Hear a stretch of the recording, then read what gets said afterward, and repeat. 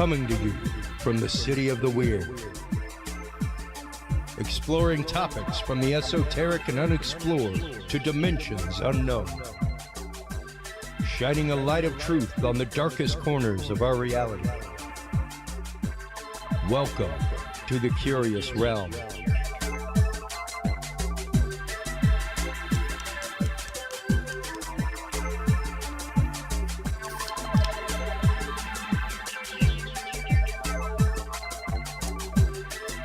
Well, hello everybody. Hope you're all doing well. Hope you've all had a great week. Welcome to episode 235, our whole new show look. It's been a long time since we launched Curious Realm, and since then we've had like a rebranding of some things. It was hard for me to get rid of the moving star field that has been there since the days of the original Dudes and Beer live streams when we started doing it. We didn't start doing video until COVID, actually. Once the lockdown happened, we began doing video every week because I had the time to produce it, had the time to do it right. It was always one of those, if I was to do video from the studio back in the day of Dudes and Beer, it was like 3 of us sitting around a table. 4 of us sitting around a table. So it's like, what am I going to do? Like put a 360 cam and let people tune in with VR goggles and they can like look around the table while we drink beer and talk about whatever. But once we started doing it, it became something that I really kind of got into. It became the fact of I can't imagine being an audio only show anymore, especially for the information that we share on screen, the data that we put up on screen, the graphs, the documents, all kinds of things. It really is a supplement to the show that goes on. So it was time for a rebrand, time for a redesign of the live show. If you like what we did, let us know. If you don't like what we did, especially, let us know. As always, let us know if you don't like what we're putting out there. But our show tonight, I am more than excited for. Our good friend Mike Turber will be joining us in the second segment as our pre-record guest, talking about the second tranche of documents that have been released by the Department of War, the videos, most of which, oddly enough, out of like the 9 that were released, I want to say like 5 or 6 of them were in the new documentary Sleeping Dog that Jeremy Corbell put out before the videos were released and declassified. So we get into that a little bit. Our guest in the first part, I'm very happy to bring them back. Both of them are good friends of the show. They've been on numerous times. The first guest is our good friend King Gerhard. He is the author of The Essential Guide to Bigfoot, as well as so many other books that you can find over at kinggerhard.com/store. That's The Essential Guide to Mothman, Essential Guide to Loch Ness Monsters, Big Bird, so many other things. And our guest, in addition to him, is the amazing Selene. Her new book, Signals from the Elephant Cage, which I wrote the foreword to, is now out and available on Amazon. Stop on by. You can check that out. You can pick that up over at anselene.com/store. We are talking about the topic of para-investigation. And when I say para-investigation, folks, it's everything paranormal. And Ken, pardon me. You know I am very, very staunch on the fact of cryptozoology is different than paranormal, but sadly and horribly, it's all wrapped up in what is not normal. So I loathe using the term paranormal with cryptozoology because I truly see cryptozoology as an on-ramp to biology in so many ways. Well, thank you for having us on once again, Christopher. It's always good to see you, brother. Always, man. Man, so like in zoology, you have lumpers and splitters in terms of, how people classify animals. You have a taxonomic system for classifying animals, and there are some zoologists that'll say, well, a puma, a mountain lion is a mountain lion.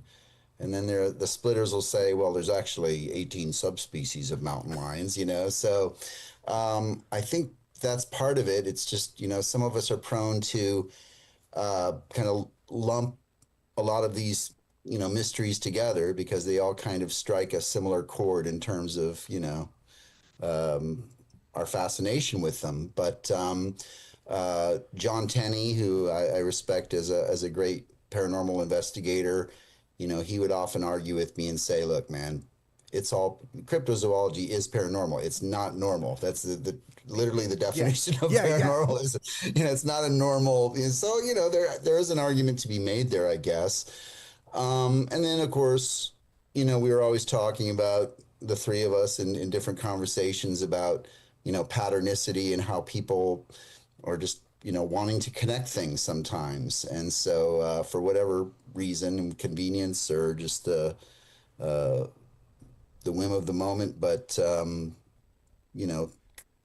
people that are prone to patternicity often will try to find meaningful connections between, ghost hunting and UFOs and cryptozoology, and it kind of all gets embedded together. So, but I appreciate what you said. I feel like I'm kind of the last of my kind in many ways, or one of the last. That is, the founders of my field, cryptozoology, were actual zoologists, and they followed a pretty scientific methodology. Yeah.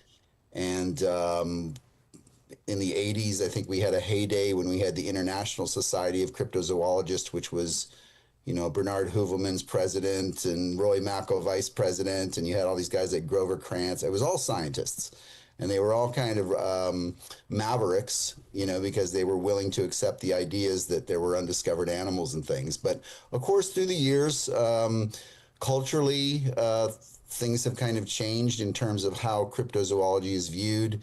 And of course, the term cryptid is now often used to describe things like skinwalkers and aliens and, black-eyed kids and things that the founding fathers would never accept as, cryptozoology. Yeah. Those seem to be completely different types of phenomenon. And that brings up a huge point of the fact of, I guess you would talk about technically the taxonomy of these phenomena, and the fact of, when you're talking rake, pale walkers, even wendigo, stuff like that, like those traditionally are not cryptozoologic creatures in that kind of way.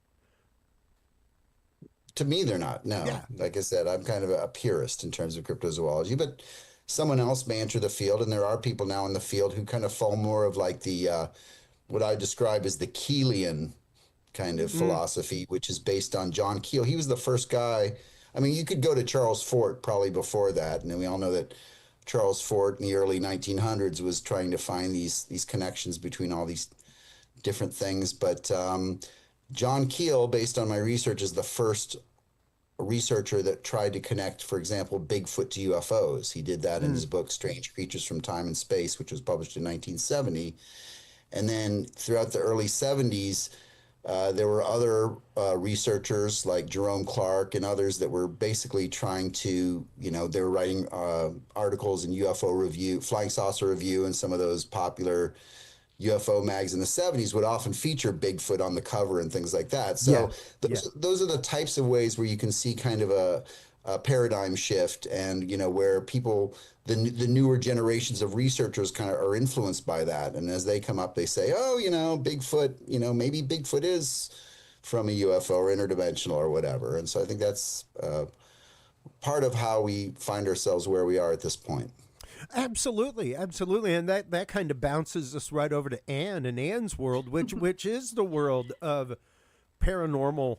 Not just paranormal research, but parapsychology in its truest sense. The idea of how does psychology play into these things? How do the way that humans observe things to begin with, and the tropes that we have, not just historically in our mind, play into them, but the tropes that are even going on in modern society. One of the big things that we talk about regularly with our mutual friend Ryan Edwards is the way that numerous of the, like a Wendigo is a prime example.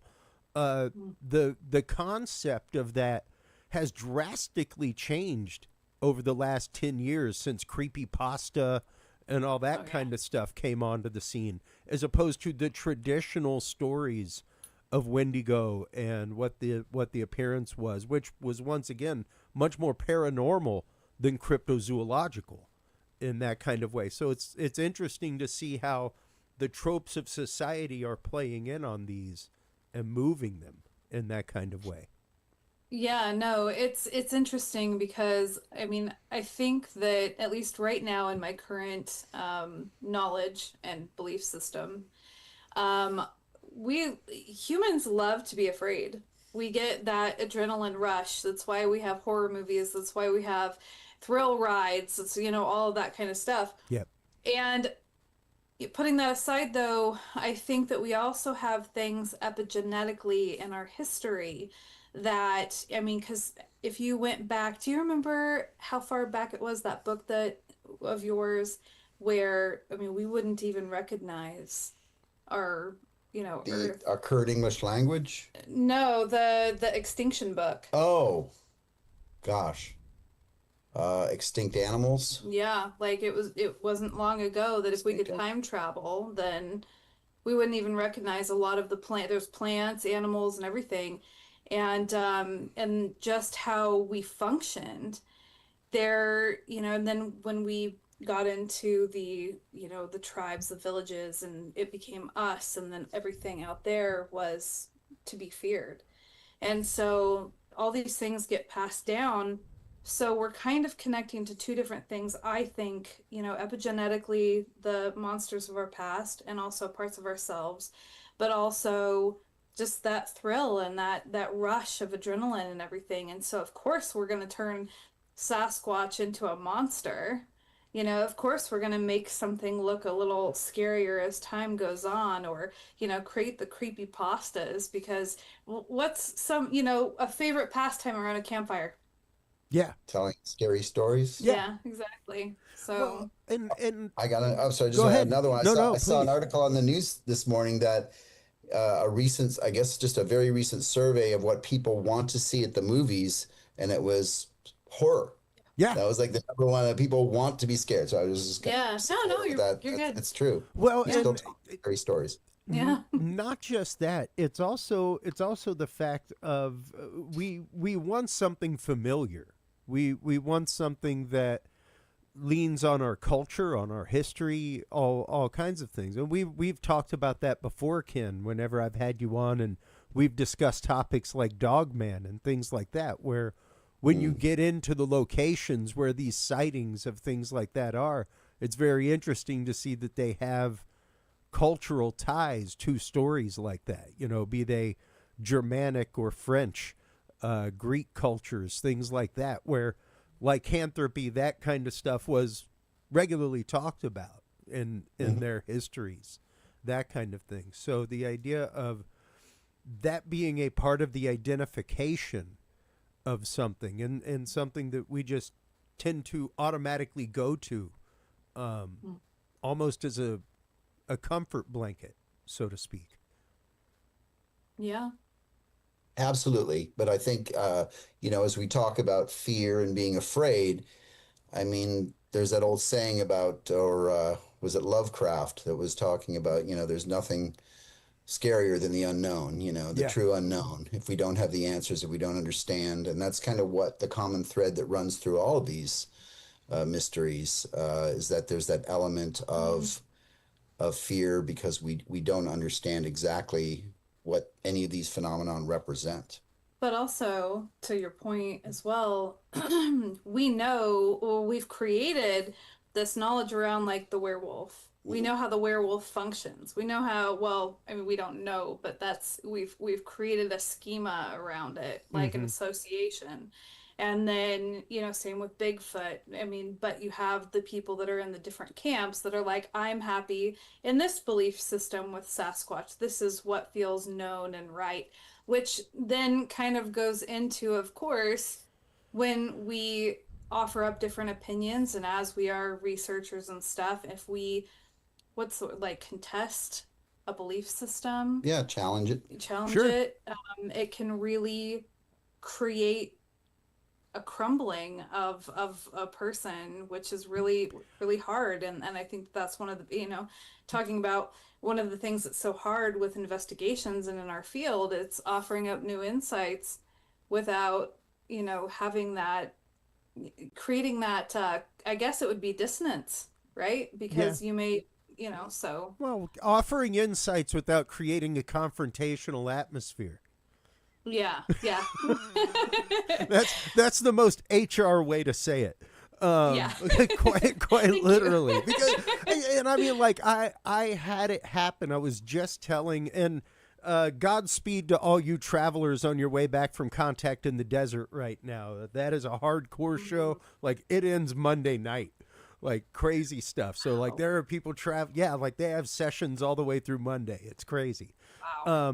And I was just speaking with one of my friends from Contact in the Desert this morning, talking with her, and I was sharing a story about my Lyft driver. The EDC, Electric Daisy Carnival, was going on during my show in Vegas. So it took a long time to get from the airport to the dispensary to my hotel.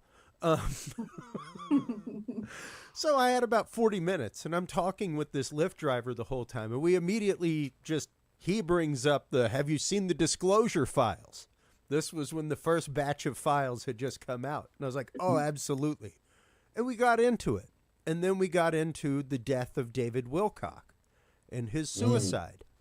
And where that came from and where that sourced from. And that's when he was confronted, because he began the conversation of cosmic disclosure and Corey Goode and all kinds of things. And when I revealed to him that no, Corey Goode said that all of that was fiction, that he wrote it, that it's his concept, that he's busy suing Gaia Network for continuing the show without him, and that anybody else who said that they had these experiences was delusional. I could literally see his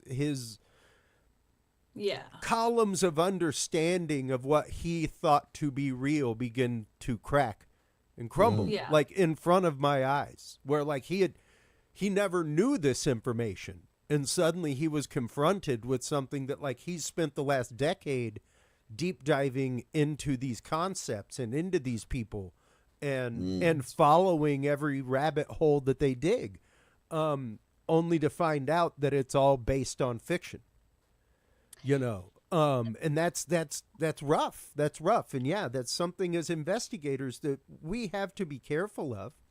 We have to be careful how we approach these conversations with experiencers. And at the same time, we have to be open-minded, even as scientists, to the fact of the extraordinary, to the fact of the strange and weird and unexplained. It's a weird didactic that we kind of have to live in and court.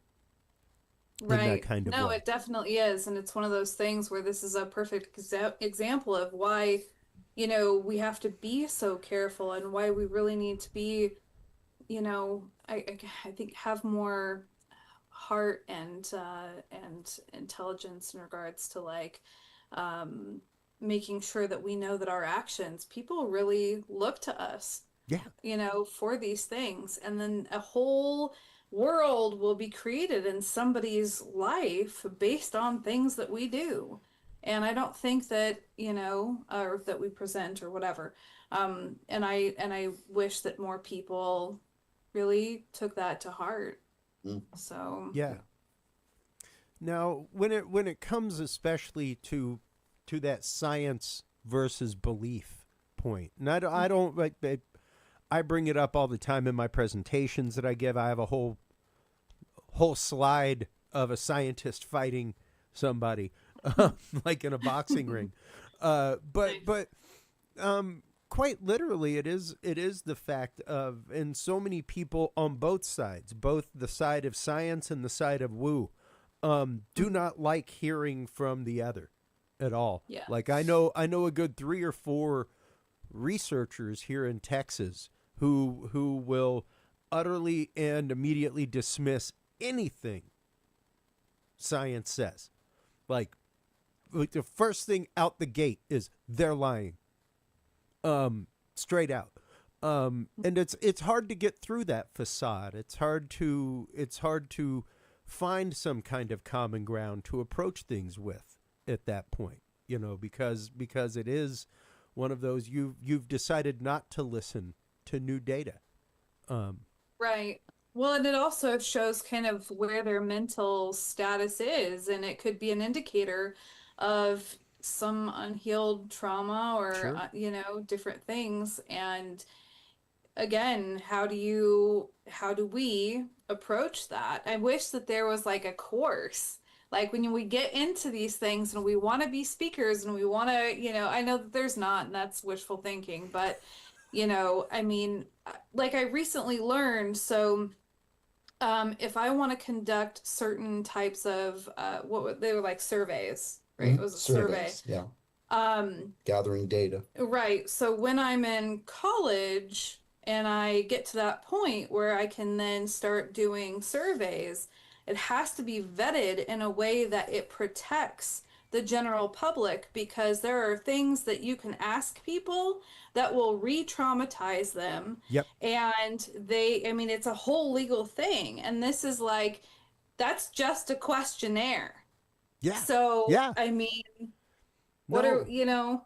It is the fact of you have to phrase things very carefully. No different than any therapist or something like that. There's a reason why those kind of atmospheres are built around that kind of question forming, and even to the point of science. Like scientifically, that's why most things, scientific surveys, things like that, are written dispassionately. The purpose is to remove that from it as much as possible. So yeah, well, I mean, one of the big themes this past weekend in Kentucky, and we talked about it when I got back, is you can't argue against beliefs. No. I mean, there's no argument there Nope. between belief and science. So the idea of trying to convert someone or open someone's mind, I mean, I guess that sounds kind of negative now. I'm hearing myself say it out loud, but if we look at the history, I mean, centuries ago, if there was someone that took a kind of a scientific attitude, the stars are not gods floating around up there. Yeah. They're, then you're a heretic, right? At that point, it's basically a religion, and in the West, it was, of course, the Roman Catholic Church for centuries, or Yep. whatever religion around the world. And then, in at the end of the 18th century, beginning of the 19th century, when you started to have like the birth of paleontology, and people were beginning to accept that, yes, these bones being found in the ground were not gods or giants from a past civilization. They were animals that lived in the past or whatever. And then, of course, Darwinism and all that kind of stuff. And even at that time in the mid 19th century, Yep. there was a lot of soul searching that went on with academics and scientists who were still maybe from a Christian or Catholic background and still kind of were struggling with that, science versus spirituality or religion, and how those could coexist, right?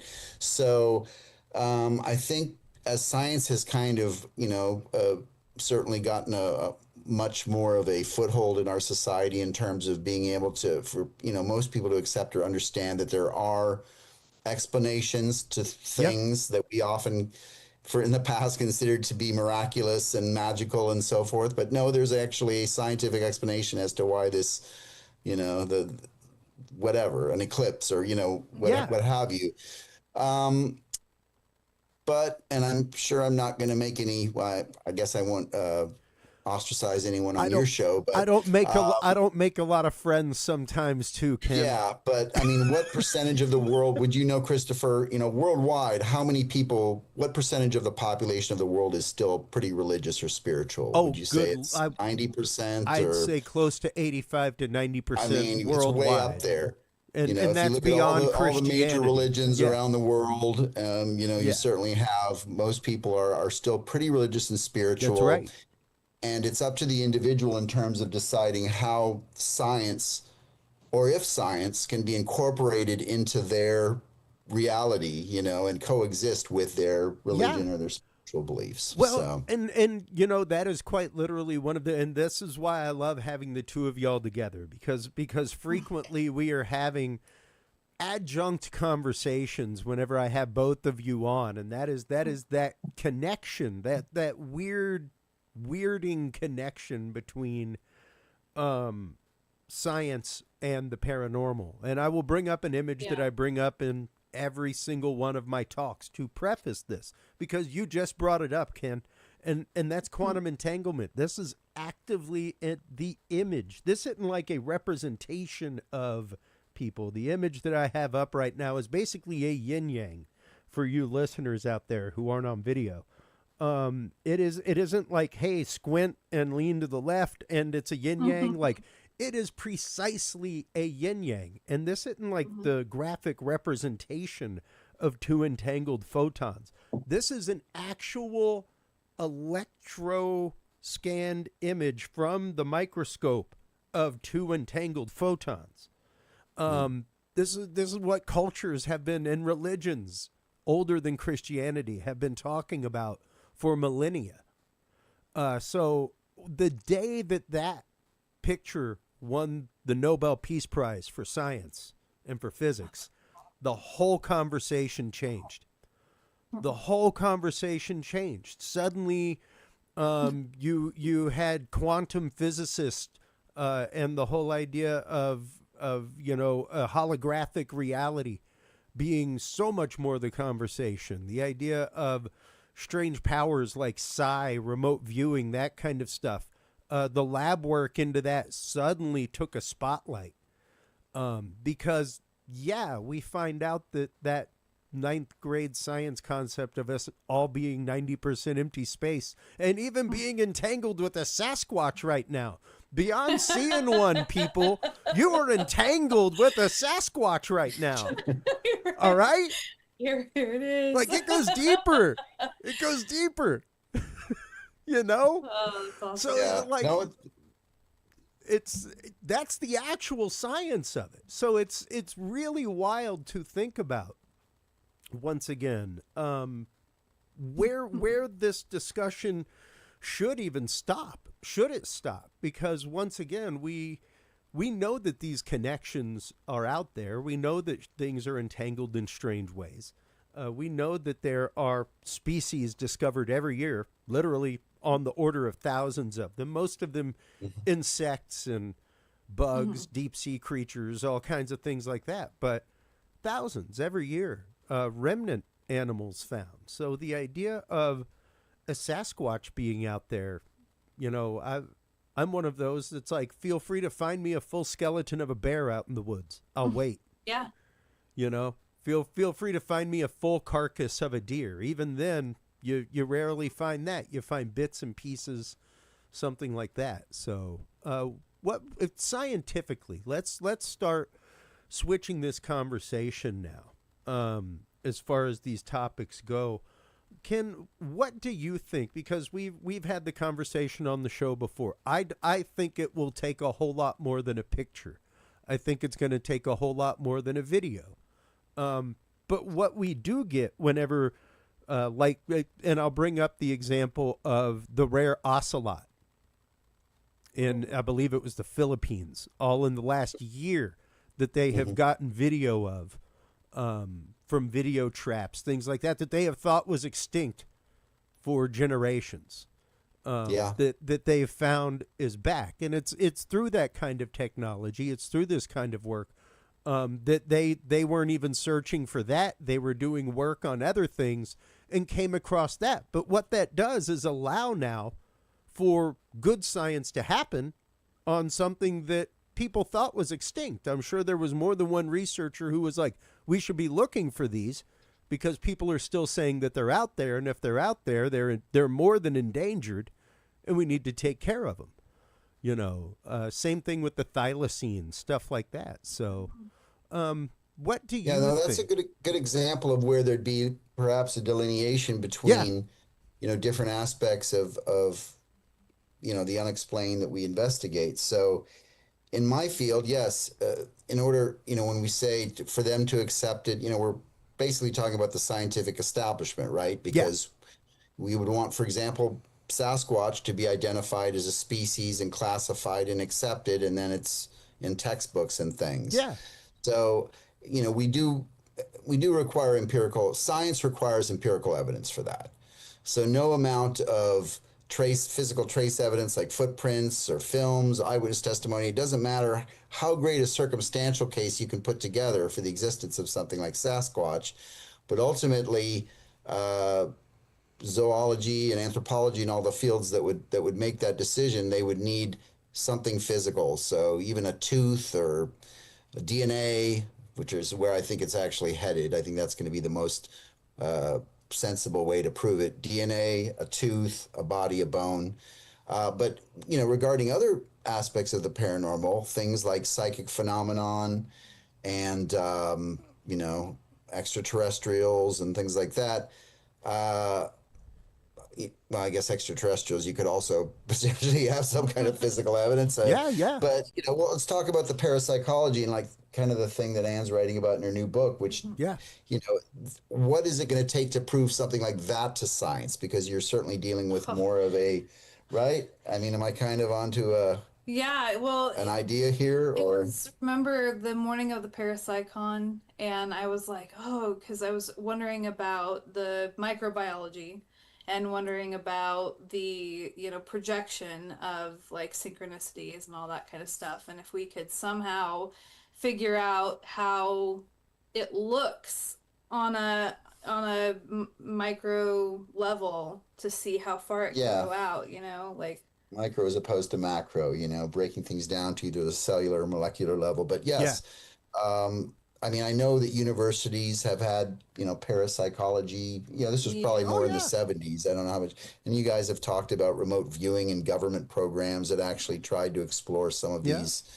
But in terms of, proving it, and that's another thing I've noticed about many of our friends in the ghost hunting field, there are some researchers out there that are trying to collect audio recordings and get film of phenomenon, stuff like that. But it seems like a lot of people in the paranormal field, the ghost hunting field, seem to be in it more for kind of the experience and the personal validation or the connection to the spirit world. Sure. And kind of, forming a bridge between the spiritual world and the physical world. But many of our friends tell us, they go on these investigations, and it's like something happened, and it's like everybody experienced it, and there's a kind of a shared experience. And, well, and it's hard too because we have no idea if we're actually the ones that are doing it and projecting it. Yeah. There's no way to tell what it is, but they automatically project it outwards that it was a whatever fits that moment, demon, child, somebody's grandma, whatever it is.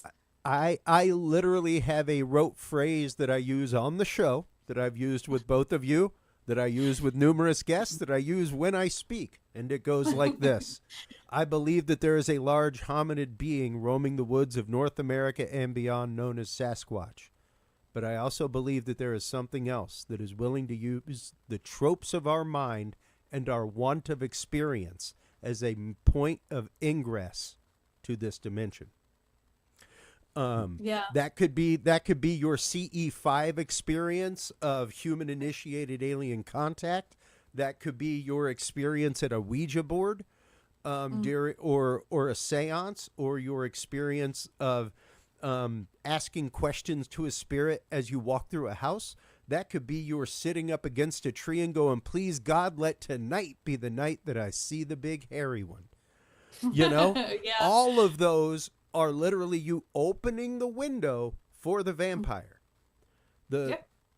Now the question comes to bear, is the experience the actual experience, or have you charged the environment?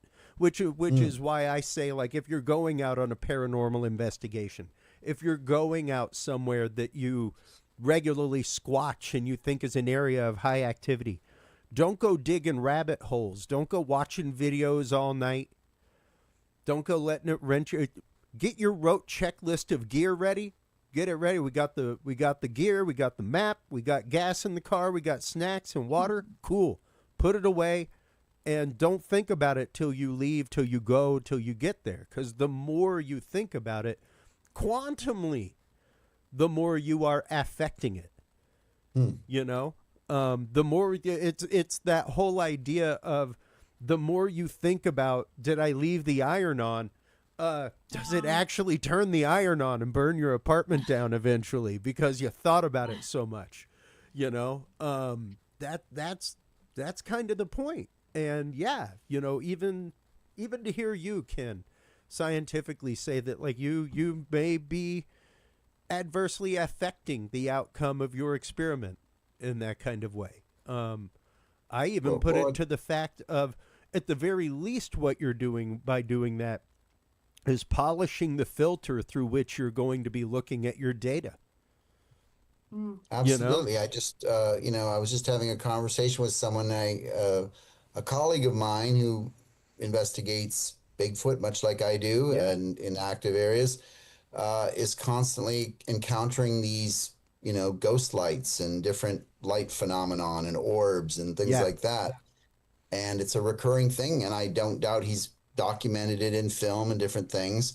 I've been investigating Sasquatch for decades in active areas all over North America. I've never seen an orb or a weird light or anything like that. So it's almost like he's somehow, or each of us are in a different reality of our research, and I don't know if he's projecting that, but as you said, somehow stimulating or affecting the environment or inviting a type of energetic thing that, basically allows that to happen in his, when he's out there.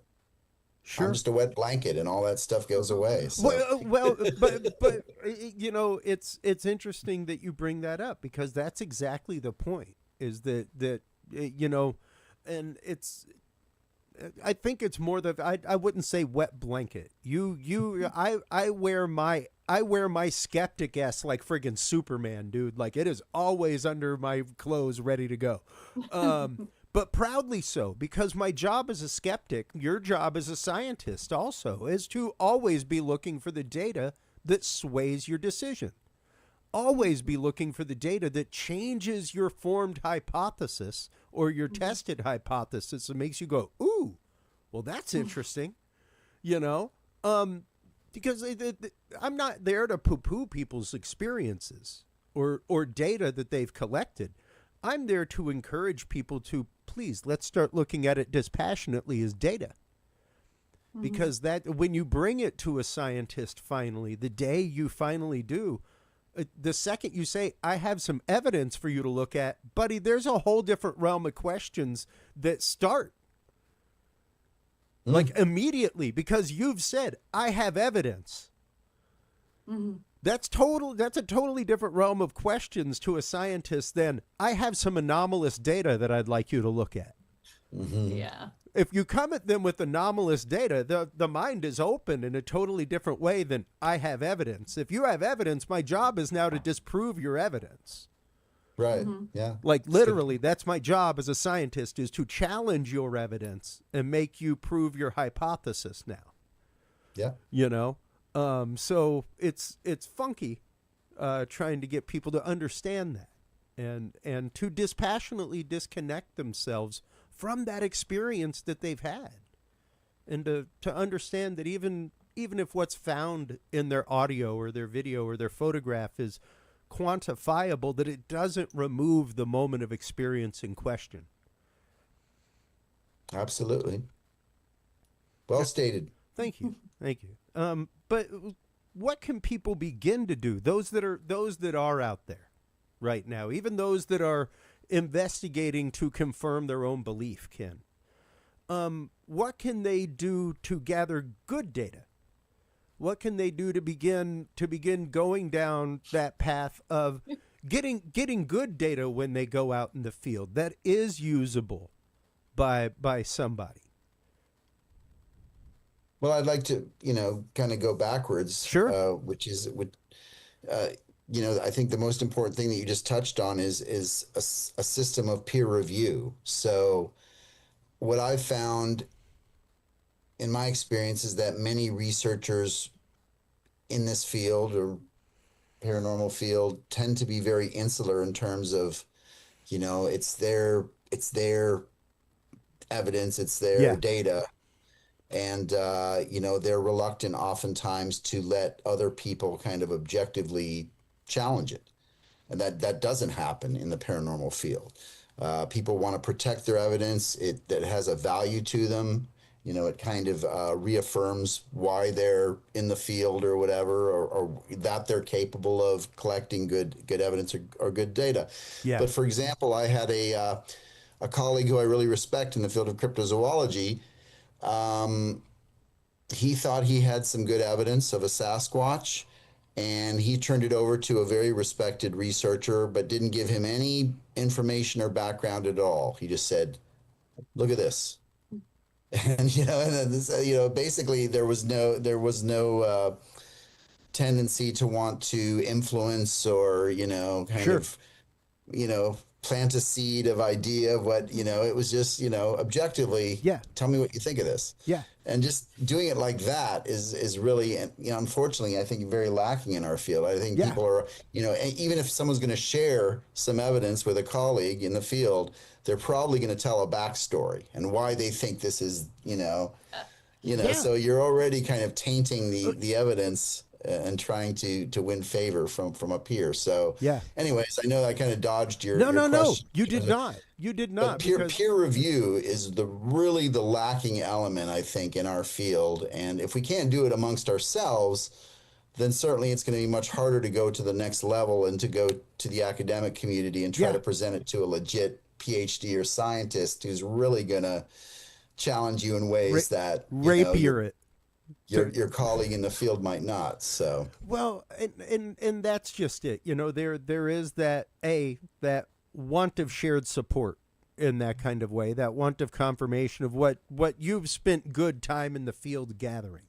But yes, I firmly confer with you here in the fact that, and concur with you, that we need more independent data like that. We need more peer review, honest peer review. And that's the thing. Finding a ride or die, finding somebody whose opinion you value, who isn't just A, stroking your ego, or B, trying to give you the want of experience, the confirmation of experience in that kind of way. Someone that you're willing to allow to challenge your statements and beliefs is massively important. Massively. Because, most of it, and I understand, believe me, like I have a researcher who comes on my show who hadn't been on my show in almost 2 years, because she came on and probably about 6-7 months after, somebody started doing tours on her work. Zero credit given to the person that discovered this thing. Nothing. So it's hard because you do good, hard field research. You do that kind of deep digging library research. You would like to at least be notated by people when they go out and do tours and base a whole day of tour on your work. It'd be kind of cool. So I understand the want to be insular and the want to protect your squatching spot. Even I suppose the want to protect their identities because they don't like their pictures taken, Ken. But it can be hard with that data to allow somebody to have experience because it can be tough when somebody comes up when you've already circled it. That is actively part of the problem. Because go ahead, please. If I may. No. I also think that it's something that should be done when people have their data and stuff like that, when, whatever they've gathered, if they've already come to a conclusion, which most people sit there and go, oh, look what I found this, and this is what it is. I think that everybody that has done that, when they do that, they need to then ask themselves, why do I want it to be this? Yeah. Because when you ask yourself that, why do I want it to be this? And then you start reflecting on yourself and then your biases and your background. you can kind of see patterns. Hmm. And then, at that point, you can kind of look at it a little bit more objectively if you can look at yourself that way and be like, okay, so maybe I'm projecting this on here.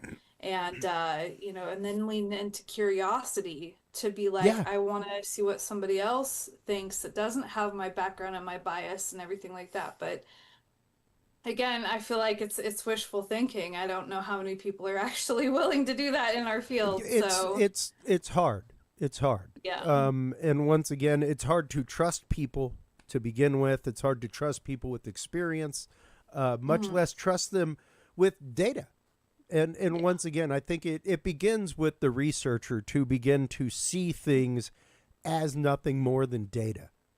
And it's literally the fact that once you start considering it as data, then you rapidly start considering things like, well, there's no way I could be picking something up every single night.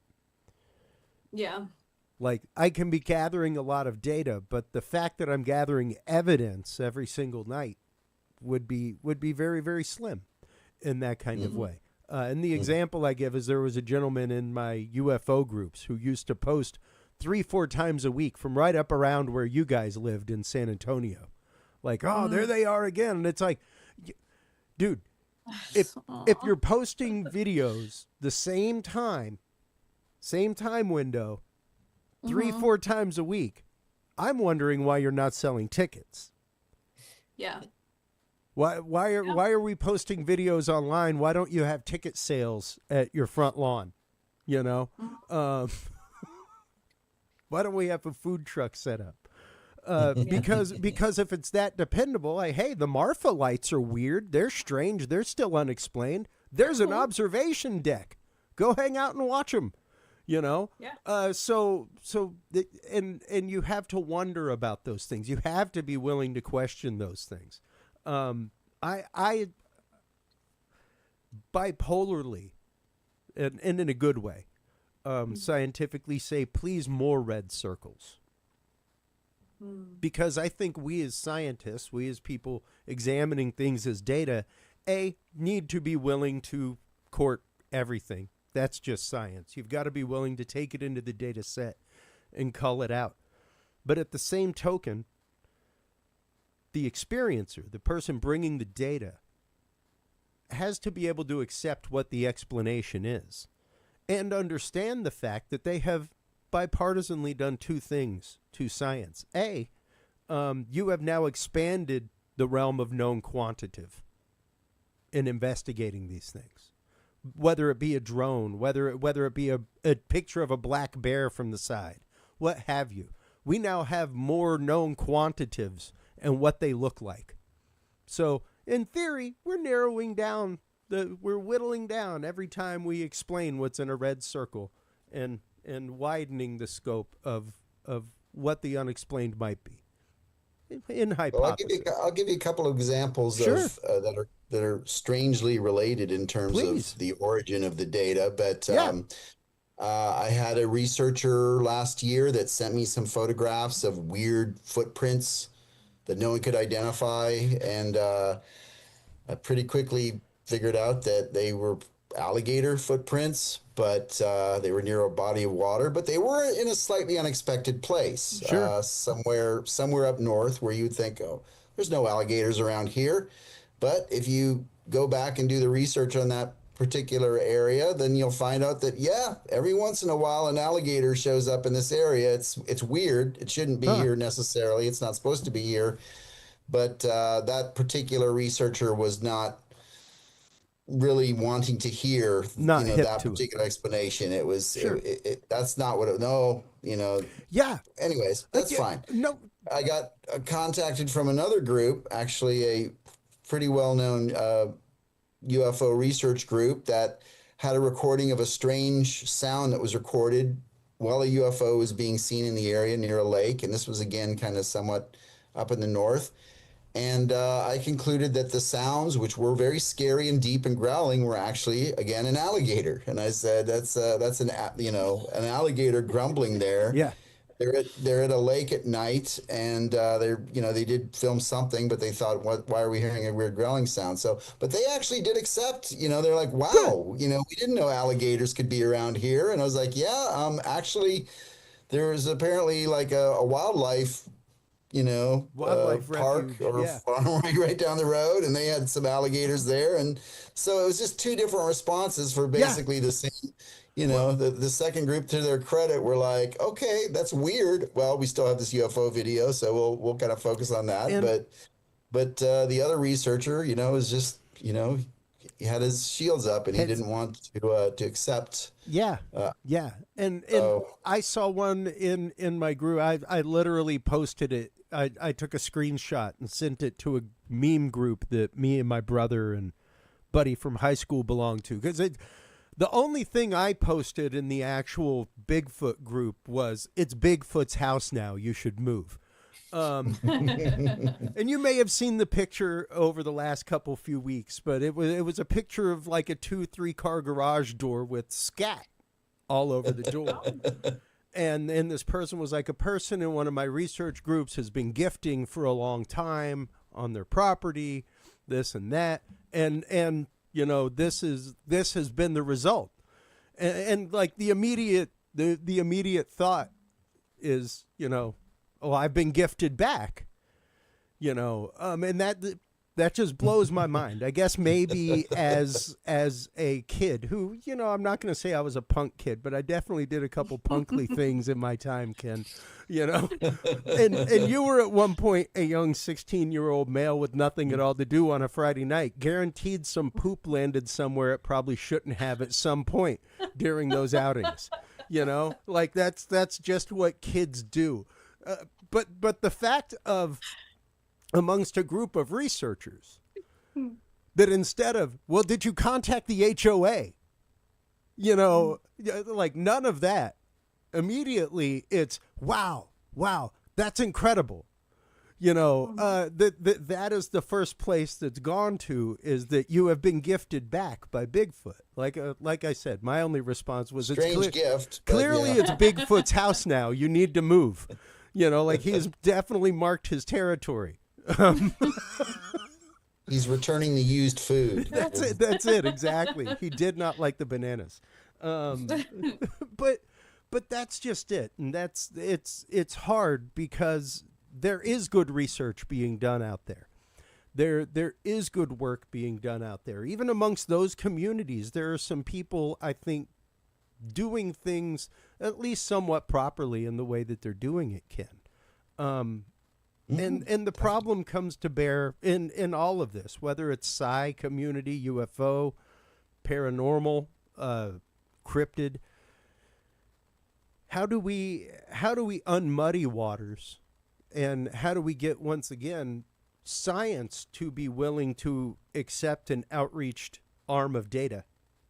And how do we prepare our communities to prepare data and start looking at things as data? We'll start with you, Ann. Oh, me. Well, I mean, I think I'm getting to the point where I'm kind of gonna beat a dead horse here. It all, to me, it goes back to psychology. We have to really start looking at ourselves and why we're doing what we're doing, what we want to get out of what we're doing. Because if we have that self-realization in regards to, are you in this because you want to better the community, because you're wanting to help heal people, you want to, financiers, or are you doing it because you want the money and the fans and the authority or whatever? Nothing else, in my opinion, will get fixed or help or whatever without fixing that first. Psychology comes first, I think, in regards to all of that, because then once we unmuddy the waters within our own selves, then we can come more clean into the community, and we're not, it's kind of like the whole, when you get into a relationship and you have old wounds and they say you don't want to bleed old wounds on new people. Same thing with our community and the research that we do. So that's my opinion on it. That's where it begins. Okay. Oh, that's great. I think in order to get the scientific community to look at, or take any of this seriously, I think we just really need to get our act together collectively as a field and, adapt more scientific methods like peer review, like, heavy documentation and provenance of, evidence and, and just presented, objectively instead of seemingly having some kind of desire or agenda Yeah. behind it. It has to be presented in a very, we're in their, basically it's their home field, we're the visiting team. So we want to go in there and present evidence and and there are scientists. I mean, we lost, of course, sadly, Dr. Jeff Meldrum last September. Before him, there were guys in my field like, PhDs like Dr. Grover Krantz and whoever's before him. Currently, there's Darby Orcutt at North Carolina State who's doing Bigfoot DNA testing at the university.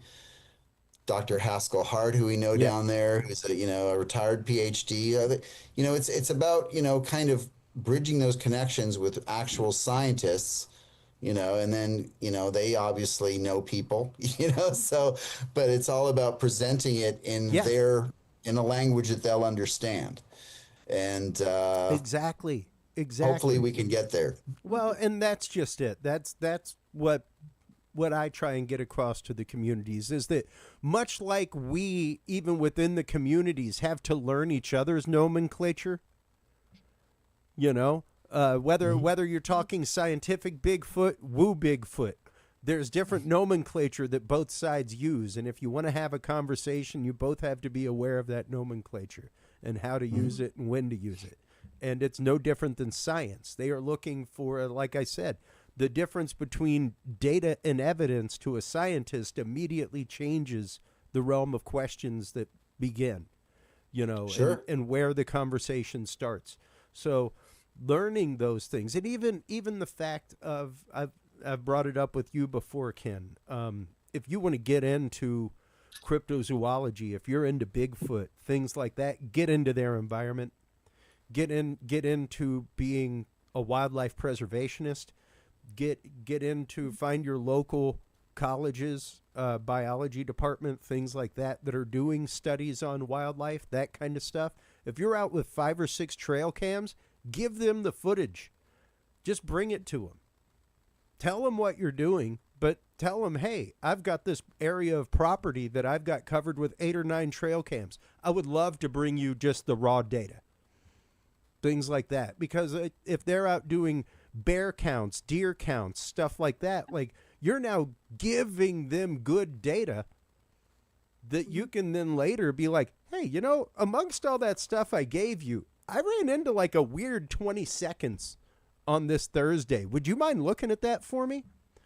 And at that point, their attitude is totally different. You've been pumping them full of good data that they can use, that they don't have to get a grant to have 5 trail cams out in an area to count bears or deer or whatever.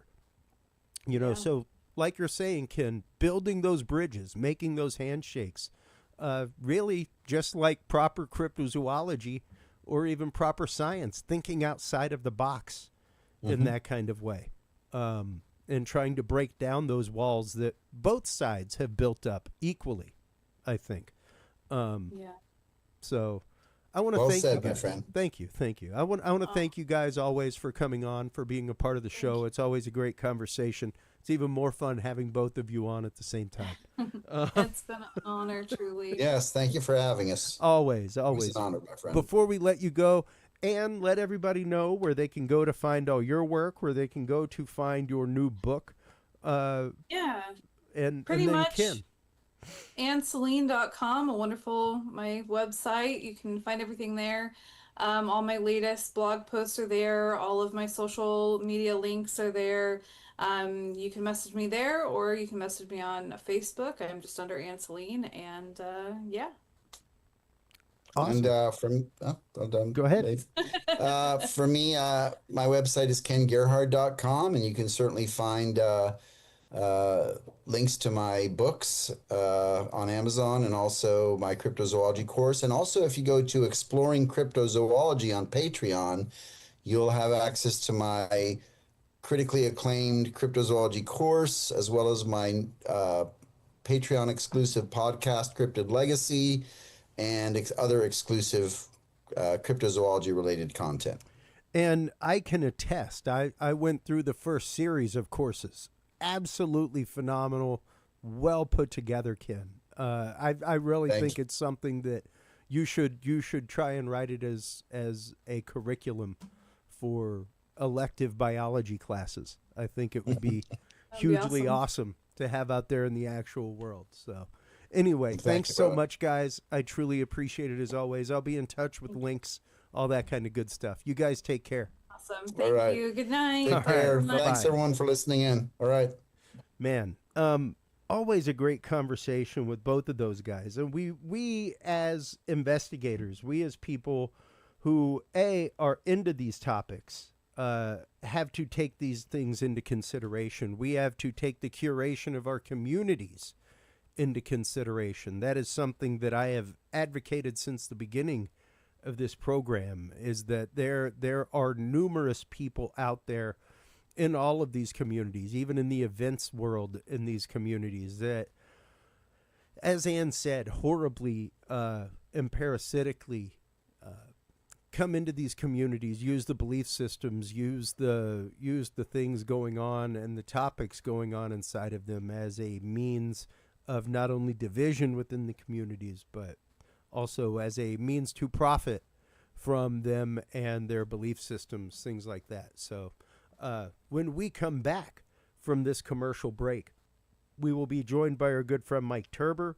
We will be talking about the Pursue documents, the second tranche of files that has been released by the U.S. government, the videos, the photos, the documents themselves, what they mean, what they're about, and what this disclosure moment truly means. We'll be getting into that with our good friend Mike Turber from 5x5 News right after this.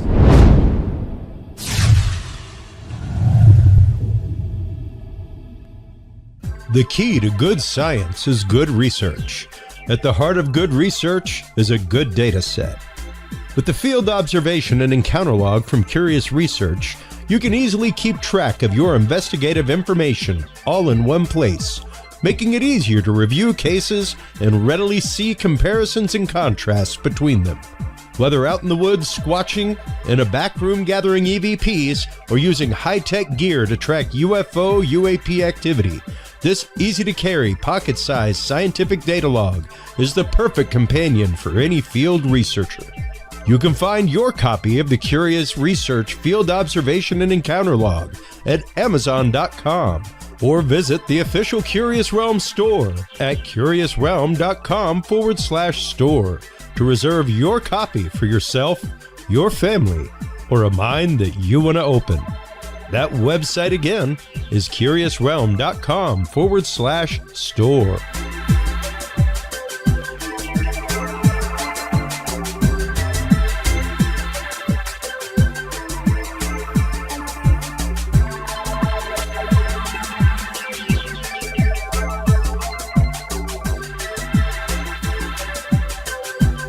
Well, hello, everybody, and welcome back from that quick commercial break. Thank you so much for staying with us. Also, thank you so much to our sponsors, especially True Hemp Science. If you're a user of CBD products like I am, stop on by TrueHempScience.com today. Christopher Lynch and True Hemp Science use a spagyric process where every part of the hemp plant is used. Every part. That's seeds, stems, buds, roots, leaves. Every part is used, combusted, and reused, and that process followed time and time again until nothing remains but an amazing spagyric product, complete with terpene profiles and all. Stop on by, check them out. Their website is truehempscience.com.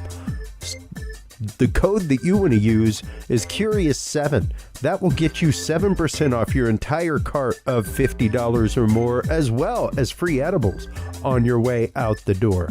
I have been using True Hemp Science for years for my travel anxiety, and I am here to tell you folks, it is absolutely amazing. The terpene profiles alone are phenomenal. I have never found other CBD products on the market. It's normally just like glycerin and general CBD oil.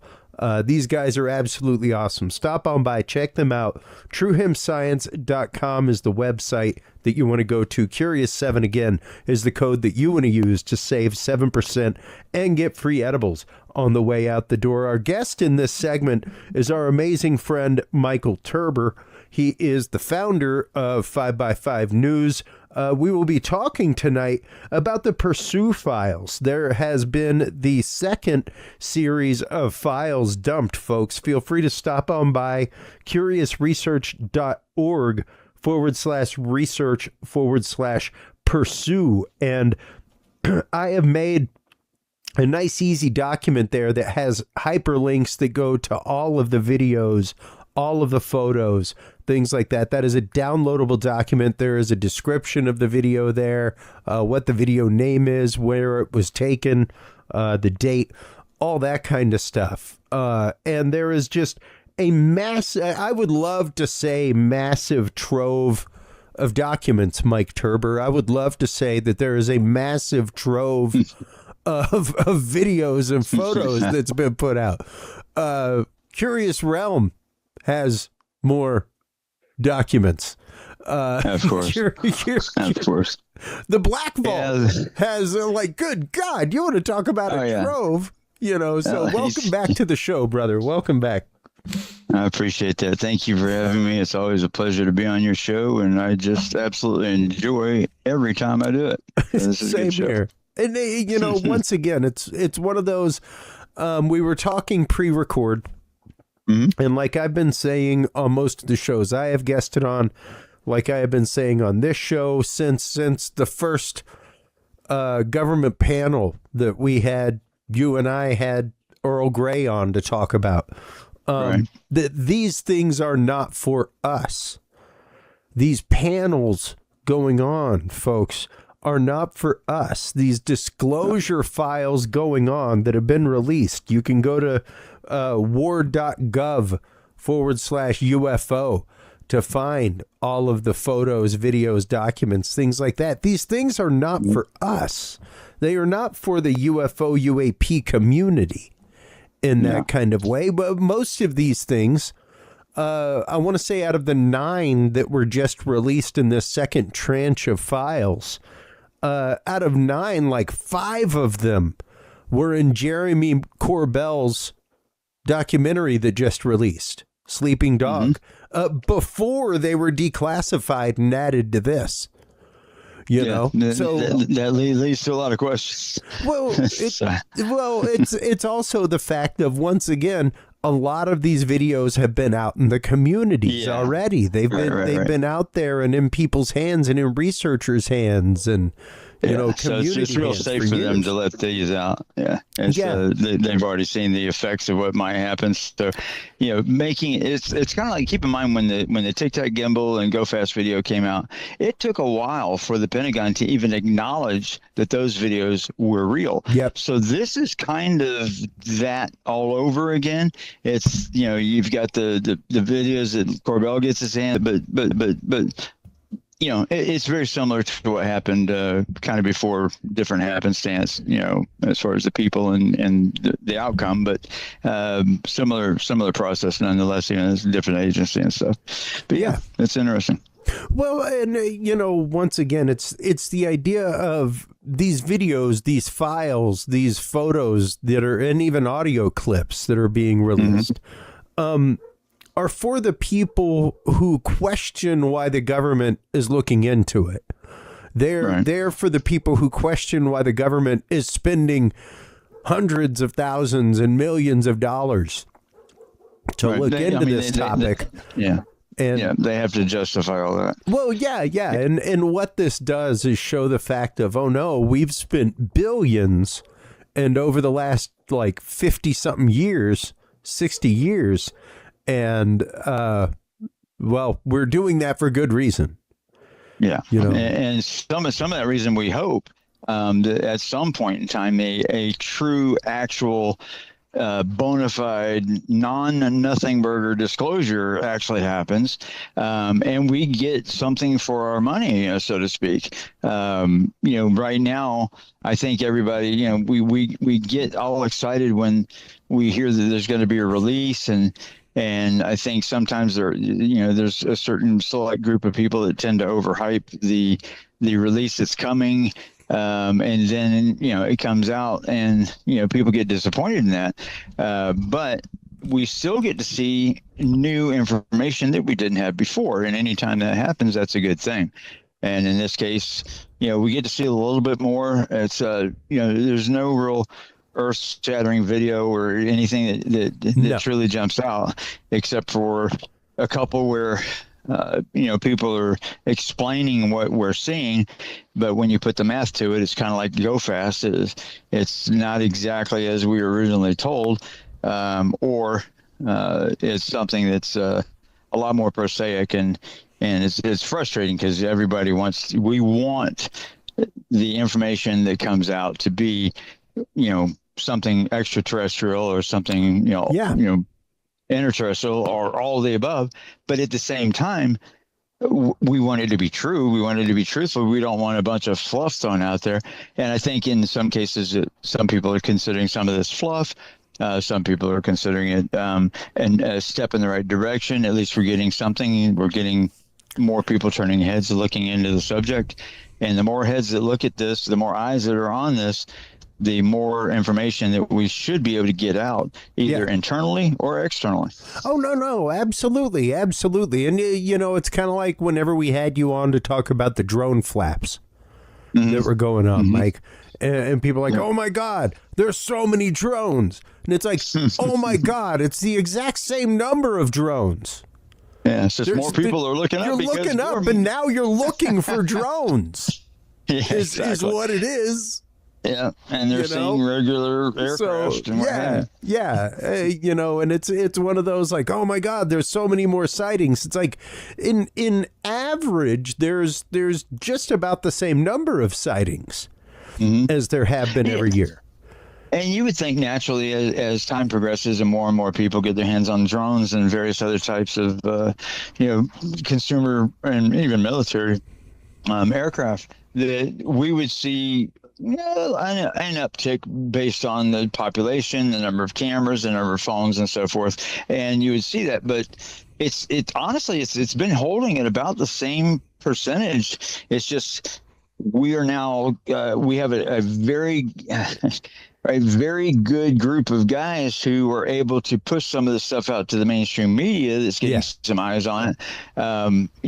We may have some differences here and there about how they do it or some of the material that they choose to use, but at the same time, it does put more eyes on the subject, which is never a bad thing. Never a bad thing. Yeah, and I have said that about, and I just had the opportunity, sadly, to go see Lou Elizondo in Dallas, and my wife, I love her. I had completely forgotten that I had purchased tickets to go see Jerry Seinfeld with her for Christmas. You had to choose. You had to choose. And like my buddy Daniel Allen Jones texted me. He was like, "Hey, I've been asked to help promote the Lou Elizondo event in Dallas, for his new book. Would you like to come?" And I was like, "Heck yeah." Like, absolutely. And I went to go put it on the calendar, man. And I was like, my God, I'm a horrible husband. I was like, you bad boy. You remember that ticket you bought for your wife for Christmas to go see Jerry Seinfeld? Oh, boy. So I had to call up and tell my buddy, like, dude, I'm so sorry. And as a newly engaged man, I was like, caveat. Be careful. Pay attention to such things. Try to remember what you purchased tickets for with your loved one. Oh yeah. You got to do that. You got to take care of the family first. But in all reality, it was one of those. I wanted to go see Lou. I wanted to invite him on the show. He's invited. Numerous people are invited, Mike. And I'd have questions. I'd have some real questions.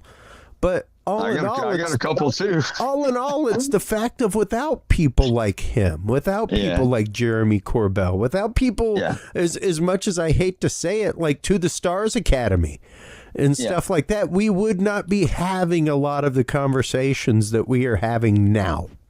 That is very true. That is very true. And this year, as it progresses, there's the very thing that Lou Elizondo and TTSA brought to the playing ground, so to speak, was those 3 videos. Yeah. Let's Take Tech, The Gimbal, and Go Fast. And those 3 videos are pretty much what kicked off this current wave of UFO conversation, and we would not be having this if it wasn't for that December 16th, 2017, a date that will live in infamy. That's right. That this all got laid out. The New York Times put out the information. To the Stars Academy was essentially born, and we had a crew of people that were on board. From Chris Mellon to Lou Elizondo and Simovan, and all the way down the list. Of some very high-profile people that were on board. Hal Puthoff, all kinds of good folks. Hal Puthoff, and of course, the thing was run by Tom DeLonge, who's the lead singer to Blink-182.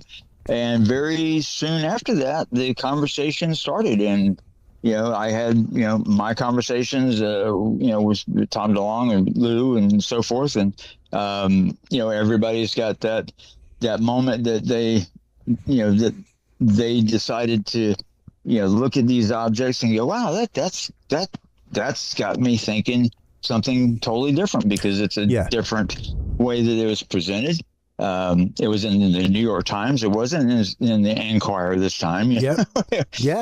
It was not some obscure, middle of Montana, TV station doing this. This is the New York Times, and it just it doesn't really get more reputable than that. And the rest is history. We were having this conversation. Otherwise, we would not be having this conversation if that never occurred. Yeah, absolutely, man. And quite literally, when you're talking about the articles by people like Leslie Kean that really kicked all this off, black budget, black money, black projects, and dark skies, or something like that. I can't remember what the title was, but it was Leslie Kean and her writing partner and Lou Elizondo that really brought that to the table.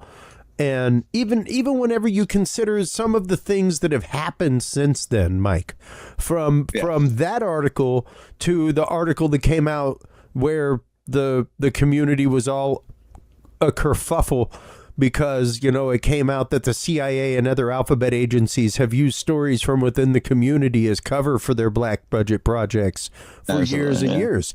Because, hey, why have a PSYOP officer when there's a whole group of believers out there writing the PSYOP for you? Yeah, exactly. Why even employ one? Yeah, it's not necessary. They saved a ton of money, and basically we are various people were doing the job for them, and a much better job probably than they could have done themselves, because let's just face it, they're QTEL giving money to the first round of that, and QTEL giving the money to the first round of Twitter, all kinds of things. Right. These technologies that we're actively using to share these stories are just funneling straight into them. Yeah, I mean, Wi-Fi, Bluetooth, and all these technologies were basically invented. The internet itself was invented because of ARPANET. In the beginning, you had ARPANET, and what have you, and it was a military/university thing. And here we are. But the bigger part of the picture, I guess, is that as this conversation moves forward, and as we start talking about these things, we start to see a certain pattern develop. And maybe because of my previous employer, those patterns that develop sometimes go the right direction, sometimes go the wrong direction, and sometimes we have to do a course correction. It's just like, you're sending you send a satellite or a probe to a planet, and you've got to course correct as it goes along if you start deviating. And that, I think, what we're having now, and what's going to, because you can see in the arguments that go on Twitter or X and various other platforms, this is a very contentious subject when it comes down to it, as far as certain aspects of the videos. We're being told certain things that the videos are, and so forth. Yep. And then you have, the one side of the fence versus the other side of the fence. And that's the area that I end up being thrown into quite often. And it's an area I truly enjoy, because I do like helping people. I do like identifying what things are and what have you, and moving things right along. So we can get to the meat of the matter, because if they're here, and we've got people testifying in Congress, they're swearing under oath. We've got this stuff going into the national record, and at some point in time, if all of the things that we are being told through the hearings or what have you are true, then our government truly does have a lot of explaining to do. But then in the other end of the spectrum, you also have a large group of people who say that this open door into government is bringing in a lot of people that may or may not have direct information and what have you, and they're feeding into it, and that feeding frenzy might be stirring up a whole hornet's nest that might come out here at some point in time. Yeah. But either way, in the interim, we know what's going on. We know there's something going on that we don't know, that the government does know, and we want to know, and we want that information to be revealed and everything declassified. And when they do it, we want everything. We don't want, like you were saying earlier before we came on, about all the redactions and various other things that prevent us from truly knowing what we're looking at. If we got a blob on the screen, that's great, but we need all the other data that comes along with it so we can help figure out what these things are. Yeah, no, precisely. And I've got the first image from this second dump on screen right now, where you can see that it's an image where all of the data on the side of the image that's taken with the forward-looking infrared camera on whether it's a gun pod or on a airplane, or whether it's a forward-looking infrared on a Reaper, what have you. That's all the data that you would be looking at that shows elevation, distance to object, speed of the object, speed of the platform tracking the object.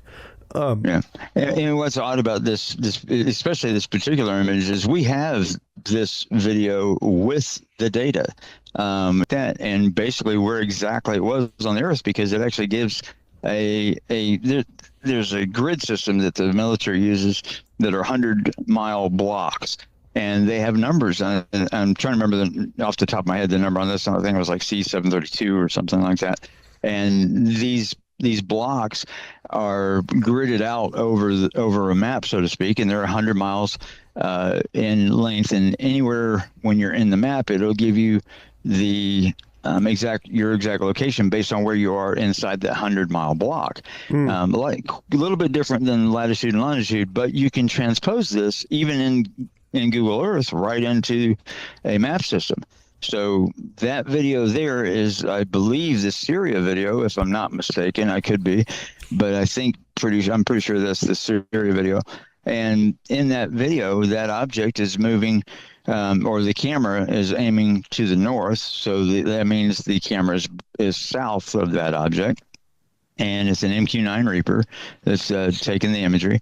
And here we are looking at imagery that is not the original imagery, because the original imagery would be much sharper than this.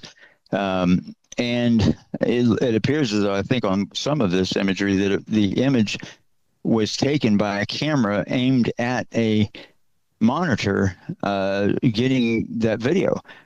What's odd to me is if someone was taking a video of a video and then the government releases video and it's the same video. Yeah.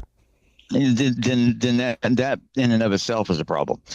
So the release that I've looked at has all the data on it. It shows me the location of the Reaper, gives me the location of, and now if you look at the crosshair on that image, that crosshair, when it's basically not on the object itself, it's a person trying to get more of a manual lock on this thing.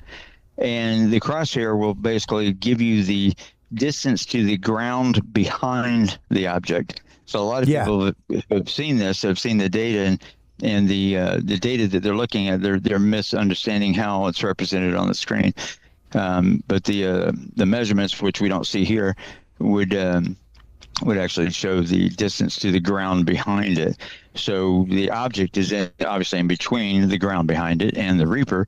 And as the Reaper moves, much like in the Go Fast video, you have that parallax effect, and you're back to the same scenario that you had with Go Fast, where the object's not really moving that fast. But in the video, when it moves in that northerly direction, there is a point where it darts off or appears to dart off to the right.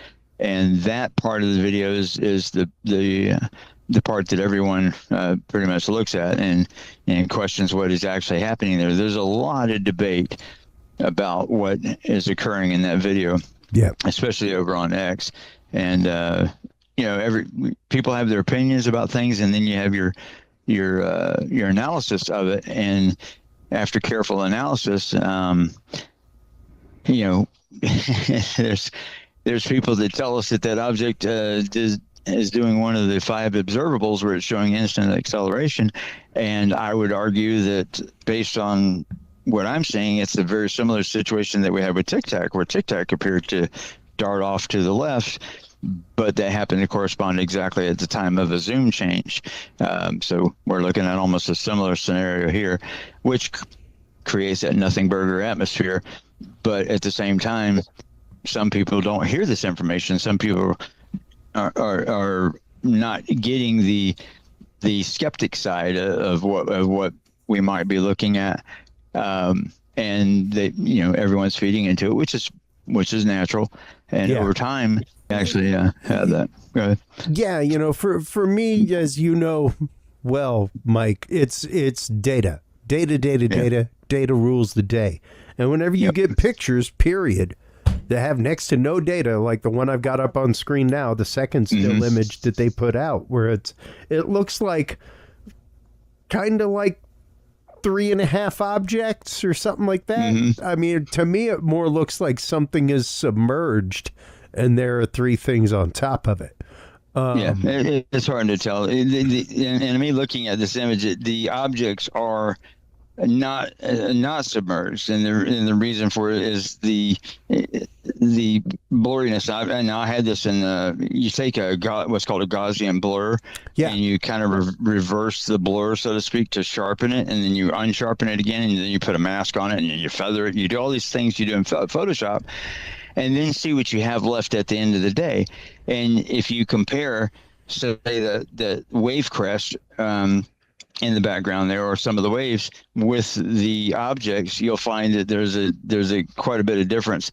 And if you look below one of them, it almost appears that you can see the shadow of it. The bottom one, and then the one that's jutting out to the front there a little bit.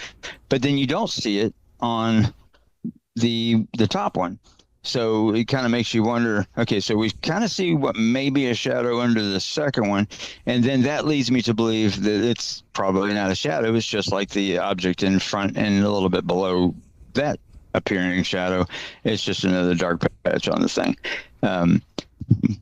You hopefully have an answer of what it is, because most people are asking, what are these things? Not necessarily, is it real or not? It's real because we're looking at it, and the military says it's real. So now we need to determine, okay, what is it? Is it? Yeah, they at the least say it's something, and that there's something there. Whether or not all these things are that thing, we don't know.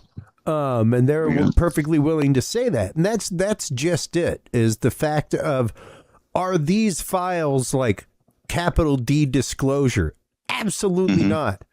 In 1,000%, they are not. There is no alphabet agency standing up and saying, yes, we host the black funded program.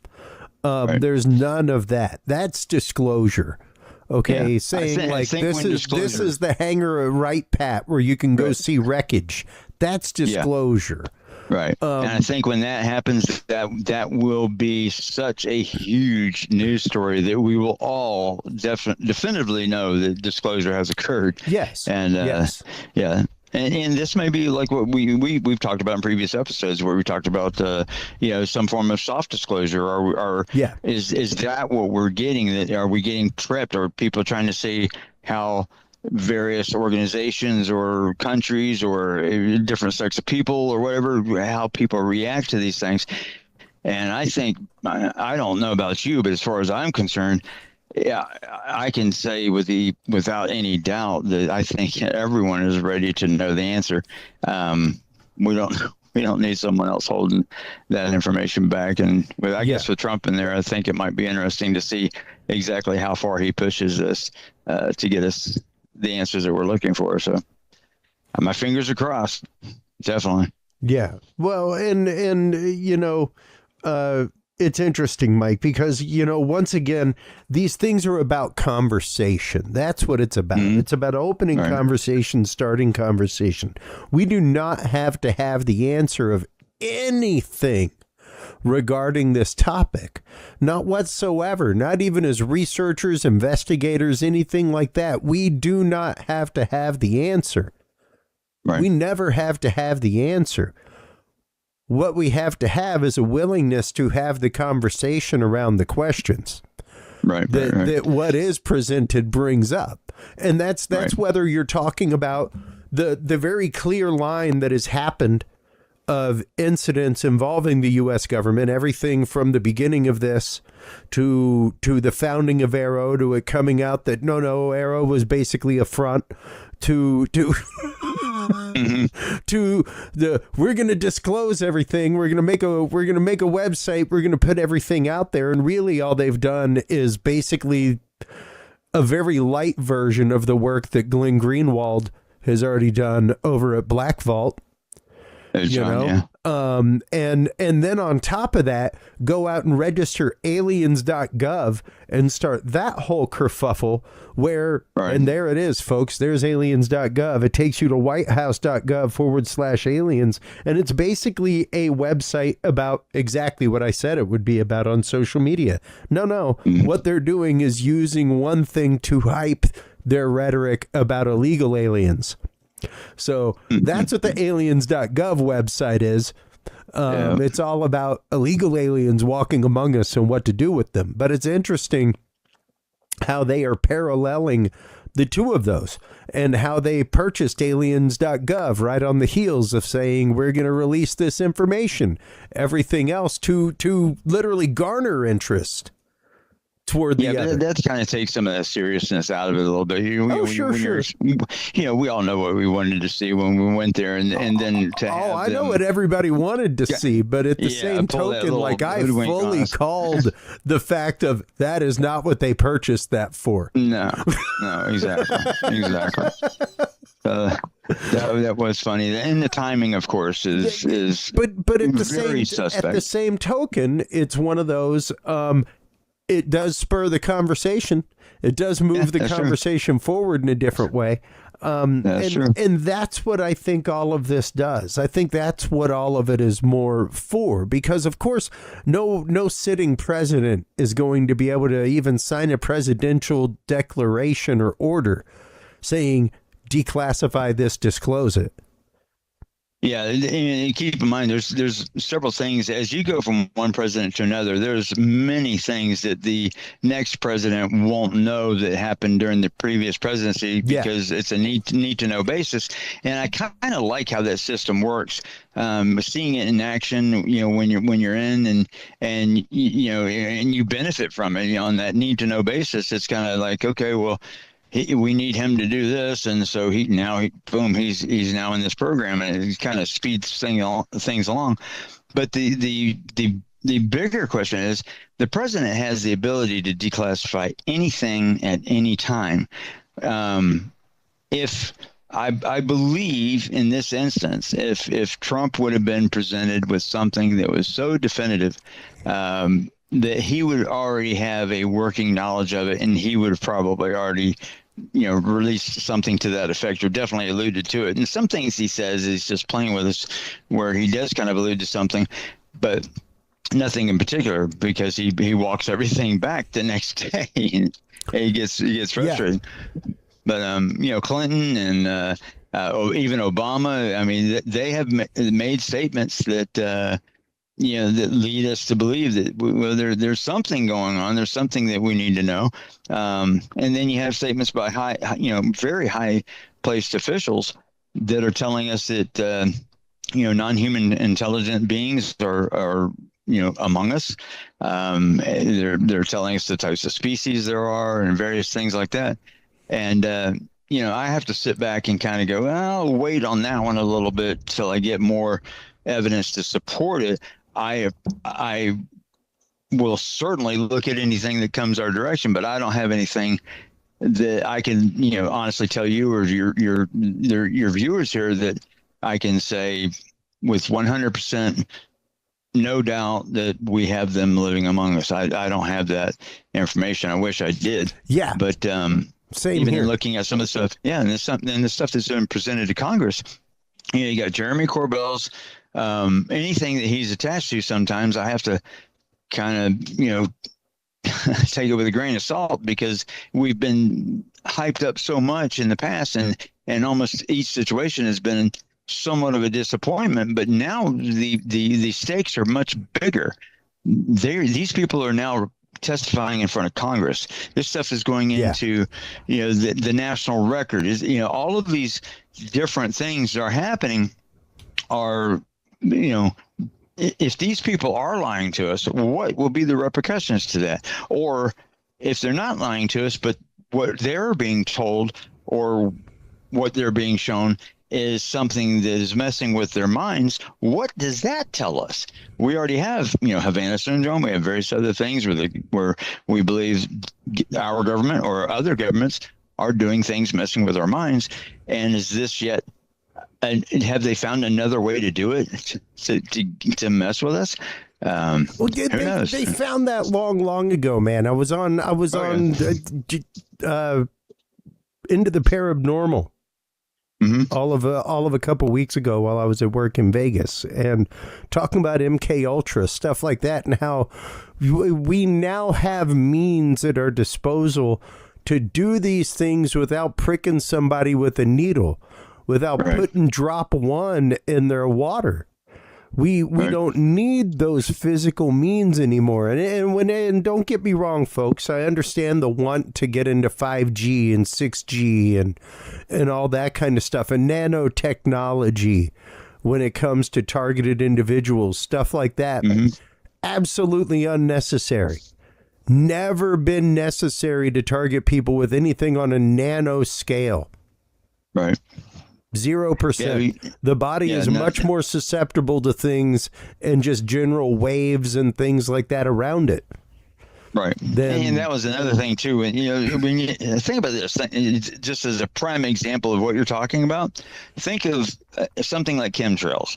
So you have an aerosol gas that's being sprayed through our skies that's going to basically infect everyone, including the people that are doing the spraying and their families. So why would they do that when it would be much simpler to literally just go down and do something with the water supply, or B, do something that is not, there's no contact, no anything, and that's where we're possibly looking at, where several of the things, when it gets down to nanotechnology, these objects, can enter into the body or the bloodstream or what have you without any problem whatsoever. But what is the end game? What is the result? What are we doing? No, that's just it. At that point, you've subtracted the quote targeted part, right? And you've just gone to blanket. And there's no vested interest in making everybody sick. There's no vested interest. Zero. Even if it's to sell everybody a cure, everybody can't afford that cure. So there's no vested Big Pharma interest doesn't want in the such cure. Big Pharma. But what we know of MK Ultra, what we know of mind control, it doesn't take a lot to drive a society. It doesn't take a lot to push a society. The example I give regularly is what begat the Arab Spring in Egypt with the overthrow of Hosni Mubarak. That was a Facebook post. It was. That was a Just Facebook suggestion. post on a page that nobody ever really found the dude that said, hey, everybody, let's have a flash mob in the middle of downtown and take over the government. Like, we could kick Hosni Mubarak out if we all show up downtown. Like, you can't stop us all. It was literally like the equivalent of what they tried to do at Area 51 with the Narodo run. You know? Exactly. It was the exact same thing. It was like, let's all show up downtown and they can't stop us all. That's right. And next thing you know, one of the biggest dictators in the world was ousted. So it doesn't take much to drive and move a society. And when you have these means at your fingertip, once again, to even tap them to check the zeitgeist and pulse of a community and see where they're going and how things are, what percentage of them believe things in this right. You know, is this what we should use for our next Some of the things are so, almost subliminal to where, and it doesn't have to be like a major, like a regime change. No. It could just be a change in policy or a change in something that would benefit your own country. A slight change. We admit wholeheartedly that we are dabbling in the elections of other countries, but it seems weird that when the other countries dabble in our elections that we get all excited about it. Hey, what's that about? It's like, what? Yeah, exactly. It's like, what's going on here? But at the same time, you look at this from an aspect of, okay, we're not necessarily going to go in and do a regime change in this other country, but in Iran, but that's what they want to do. So they're going to do a bold move or what have you. But in Argentina, it was done totally different, but they used different technology as well. So one was successful, one is still yet to be determined. But at the same time, when you look at one being a precision strike to remove a specific entity that they knew that once they removed that, it was like removing a cancer, they could do whatever they wanted. And Iran is not the same scenario. So there's a lot of complex things. So, MK Ultra had a very specific and non-specific thing that it was trying to accomplish.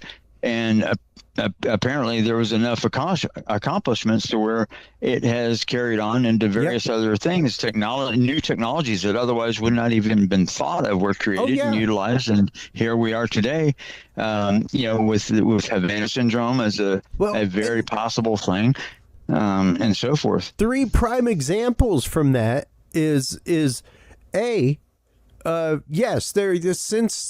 the church committee hearings and the findings of MK Ultra and our Artichoke came out at the same time, as did Mockingbird. All these things. There is a law that prevents the government from testing on people. However, it's bypassable if it has to do with national security. Yeah. National security seems to be the go-to answer. There's that. There's also the fact of never, all capital letters, never, and you can check my math, people. Feel free to confront me online about it. If you belong to the Alphabet Agency, you feel free to come at me and you let me know when it happened. But on record, never has the CIA told the truth to Congress when initially called to question, ever, about any black project. Things come out later, stuff like that, but when initially asked, never have they told the truth. After you've prying never seen anyone and everything dance. else we find out. Never have I seen anyone dance like that. Whenever a question is asked, in general, you're supposed to obfuscate or somehow, basically just push out an answer that either I don't know, but I'll get back with you on that, even though they do know, but they're never going to get back with you on that. And B, when you're looking at the subject and you go, that's a very sensitive subject. It's a matter of national security. We can't discuss that, blah, blah, blah. You know, so they always have these fallbacks, and it's just one after another after another. But when their back is against the wall and there's nothing else that they can do, and you're sitting there either in a skiff or even in a public setting where you're being asked by a senator, hey, did you do this, yes or no? And they still can't answer yes or no.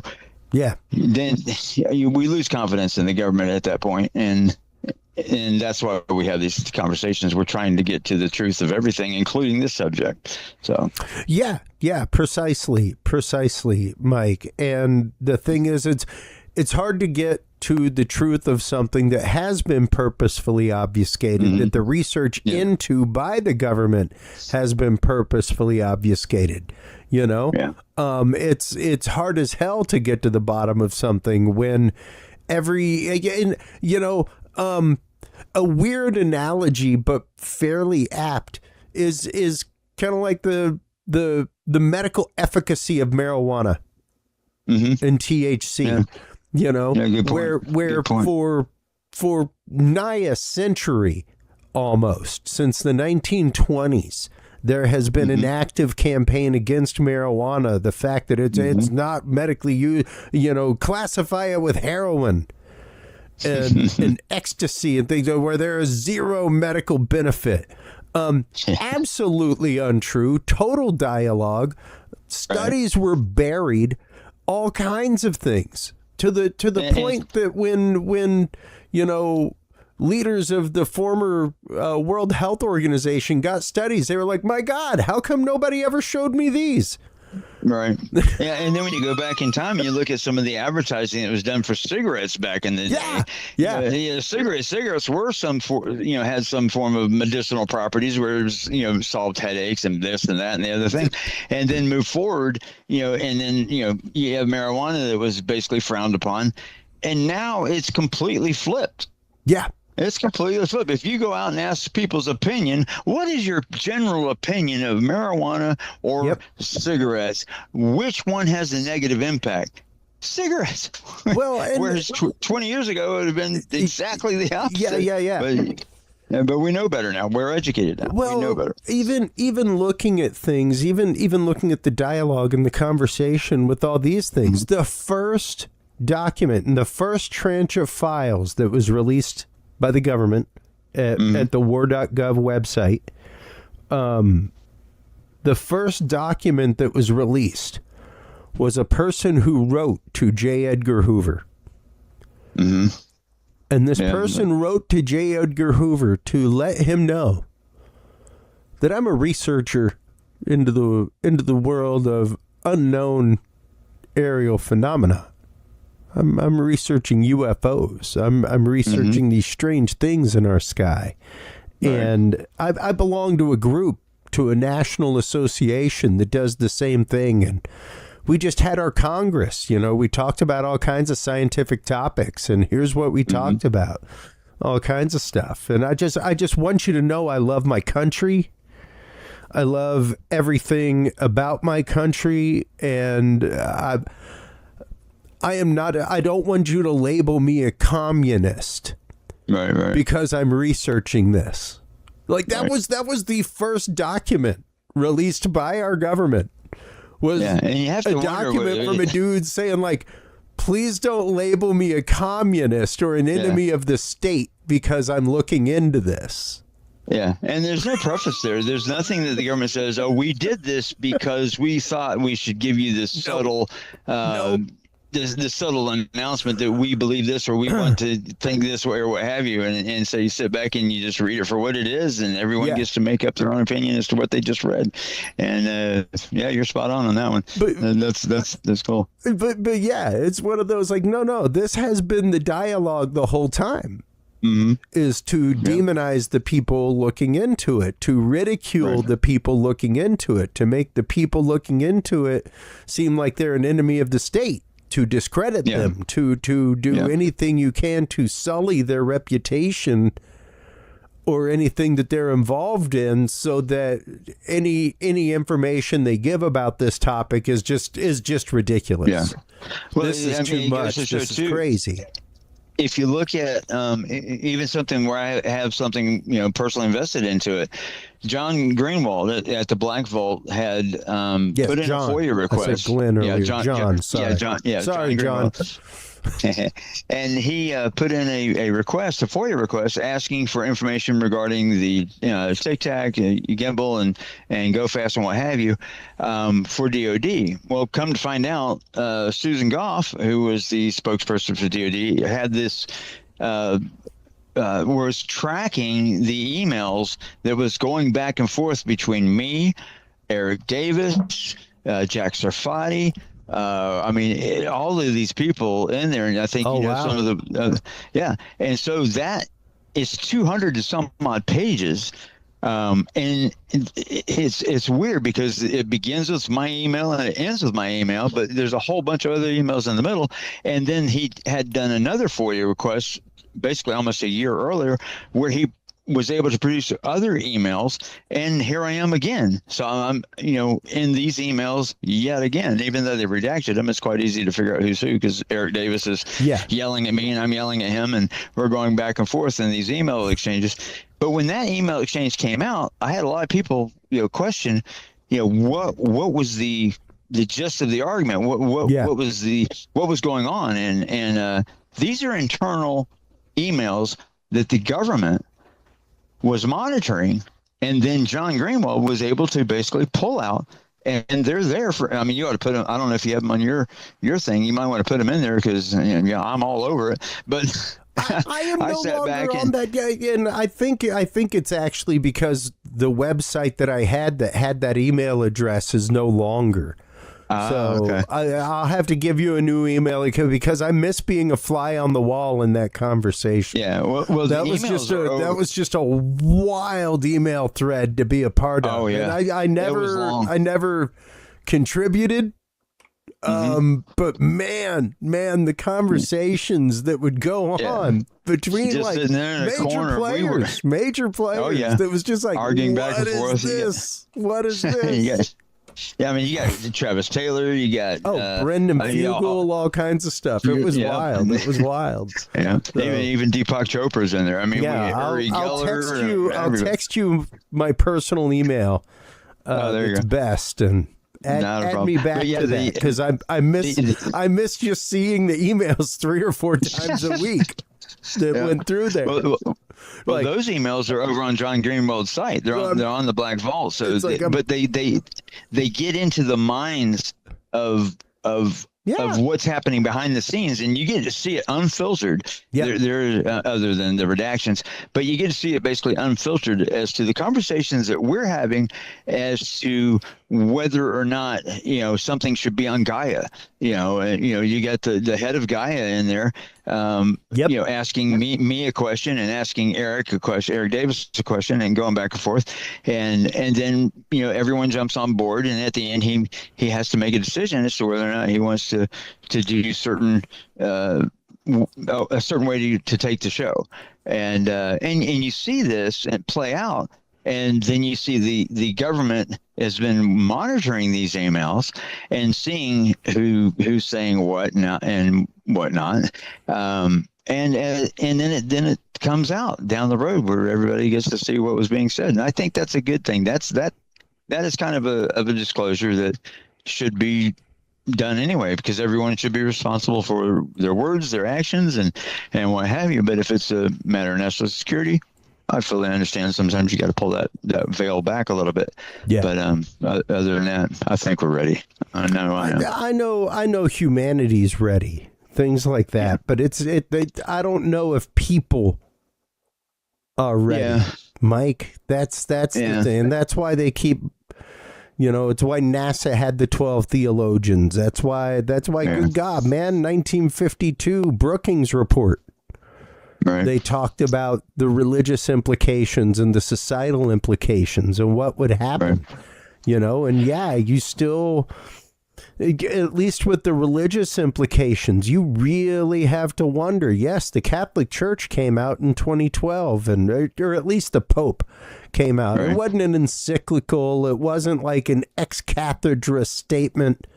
or anything like that from the Pope. But the Pope came out and was like, hey, people keep asking me about aliens because it's 2012, What's interesting is the Catholics.org website, which has their periodical and their news that they run, actually did an article where I was in the article. And, when I went to look at it, I was like, so they talked to me, and then during the conversation, they said, you're the only person we've ever had in here that's a theist. And I said, you mean atheist? he goes, yeah. And I said, okay, that's okay. So, but y'all have written about other people that are that. Yeah, but we've never actually talked to them on the phone. Yeah. And did a conversation. And I said, oh, okay, that's okay. That's a little different spin on things. And he says, yeah, so you're the first one. So yeah, on Catholics.org, we talked about Tic Tac and the possibility for alien life and whether or not that was in God's plan.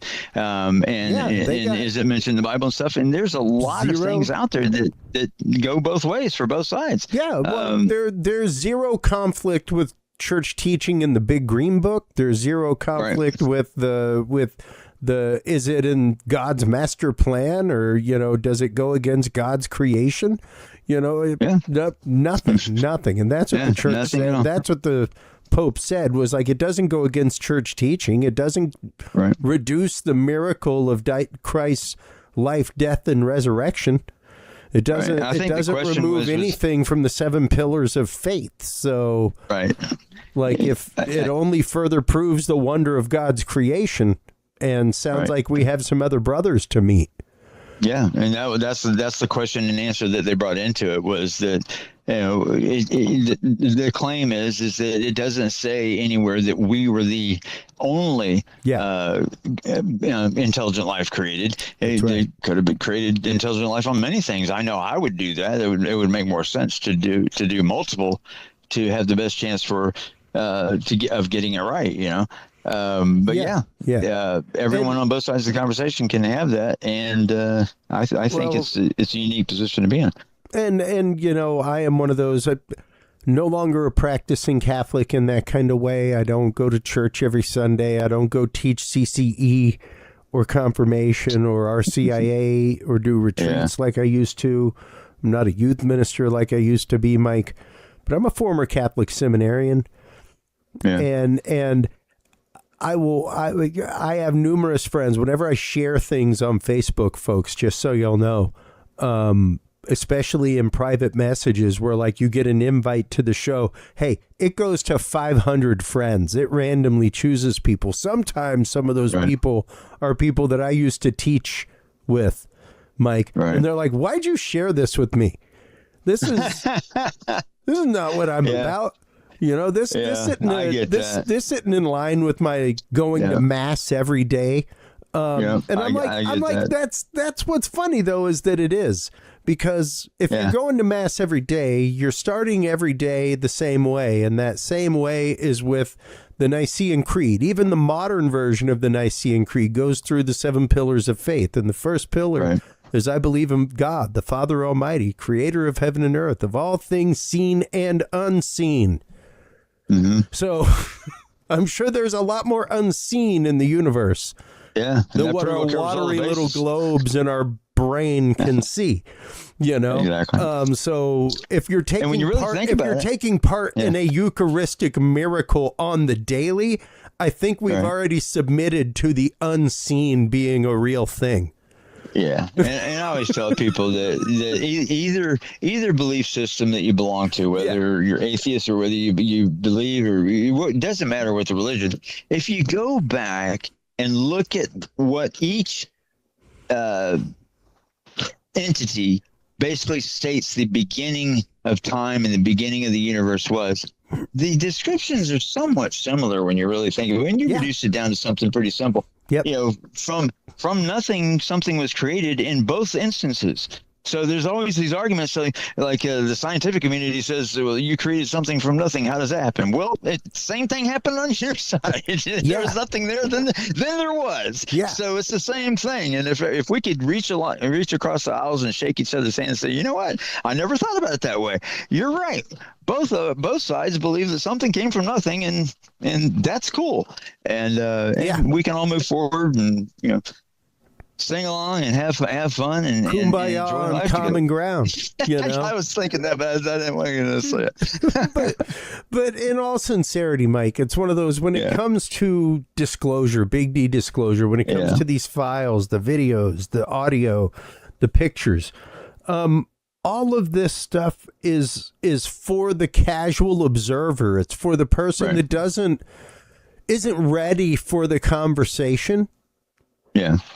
But has to be onboarded to the conversation in some kind of way. And if that means that the federal government is going to take the time to curate these files from different agencies and put them together in one location, the same way that John Greenwald has already done, same way I've already done, same way other people like, New Fork and stuff like that have already done. Right. But if it takes the federal government taking the time to do it to make you go, oh, wait a minute, I didn't realize that they had been studying it to this capacity for that long. There's something else here. If that's what it takes for your ears to go dog sideways and for you to think and have a conversation, then good. I think it's important that the government acknowledges that certain fields are being looked at and studied. I know that OSAP and ATIP, those are that one entity or two entities, depending on how you look at it. You did look into some rather controversial subject matter, but at the same time, it did cover the UFO base and UAP base, and that's where we're at now. And now that that's established, I think it's more important that, okay, we need to clarify that just because the government releases a video and says this is an unidentified flying object, or this is, unidentified anomalous phenomena, they both are still basically the same thing. We're not saying that something is, if we admit that this video is real, a lot of people interpret that to say, oh, this video is real, then that means it's alien, and that means that everything that goes along with it. And that's definitely not what they're saying. But there needs to be a little bit more scrutiny on some of these videos, because if our government can't identify some of these things, and within minutes of these videos coming out, I can identify it, or Mick West can identify it, or Metabunk, or MUFON, or various other, people can look at this and go, wow, that's a this. Then that makes me question, who are they hiring that can't, pre-screen some of this stuff and determine what it is, or spend 15 minutes on it. Or is it front, like we found out Arrow was? Don't get me wrong. I love our unified reporting system that finally exists. Right. And the fact that somebody can whistleblow and make a report without losing a career or their wings, Mike. Right. But we found out 100%. Arrow and Fitzpatrick were both plants. Yeah. So the dialogue on that front absolutely continues. And once again, you're not going to find out the truth from the alphabet agencies. You will not. Not until you pin them down, put locking pliers on their teeth and start pulling. At that point, and I know from you may find out some data. At that point, but unless you're choking them with a purse string, you will find out nothing. Yeah, that's true. That's true. So, and even back in the days when I worked day to day in everything I see, you have to you would take some things with a grain of salt, but as you move through the mountain of information that's coming your direction, you don't have time sometimes to stop and go, wow, wait, what was that? Yeah. You're looking at the bigger picture. If you're looking at data coming back or video coming back from a theater, from a Reaper, and it's telling you that this is a target zone, and you're the TAO, the target acquisition officer, and you're trying to determine what place to be bombed, and some thing floats by in the video, you're not going to take the time out to go, hey, what was that? But now you have a reporting method to say there was something anomalous in this video. We need to get this to the right department. And now they have a department. That's right. And you can timestamp the video and have the system look at it and everything else. And you can move forward with the critical parts of your mission instead of rabbit holing on that. Because once again, your job is not to rabbit hole on that. Your job is to use the observation platform to the tactical needs. Exactly. Mike, thanks as always for coming on, for breaking this stuff down in such a simple way when it comes to security, declassification, that kind of stuff. Before we let you go, let everybody know where they can go to like, follow, subscribe, where they can go to find all of the good work by 5x5 News. Well, first, kudos on everything that you're doing there. Everything looks a little different tonight. What's snazzy episode 235 action. This is the new show look. We'll see. Right. We'll see. Not that I don't love the stars. The stars have been there since the very beginning. Since the beginnings of Dudes and Beer doing video, we've had that star background going. So it's near and dear to my heart. It will always live. It will always exist. I'll always have it as a backup. But awesome. Yeah. Well, and who knows? Maybe I'll lightly fade these bricks and have the stars coming through the bricks. Who knows? Oh yeah, just something very subtle, not like in your face. But maybe have a meteor go by every now or something. But yeah, it's good. It's pretty cool. I like it. Dig it. Really nice. Thank you, brother. But as far as checking out some of the things I do right now, probably the best place to engage with me as far as looking at some of the more current stuff seems to be X. I'm working on building the studio out. I'm actually sitting in it right now. It's coming along nicely, and we should have that going into play here hopefully in the next week or two, which is a lot. Hopefully real soon, that we can get back to some of the things that I like to do, because I've been kind of dormant here for too long. And so that's your best place. You can go look at some of the videos since our inception, or actually since YouTube deleted us and we came back. You can see all the way back to the Las Vegas investigation and so forth on YouTube under 5x5 News.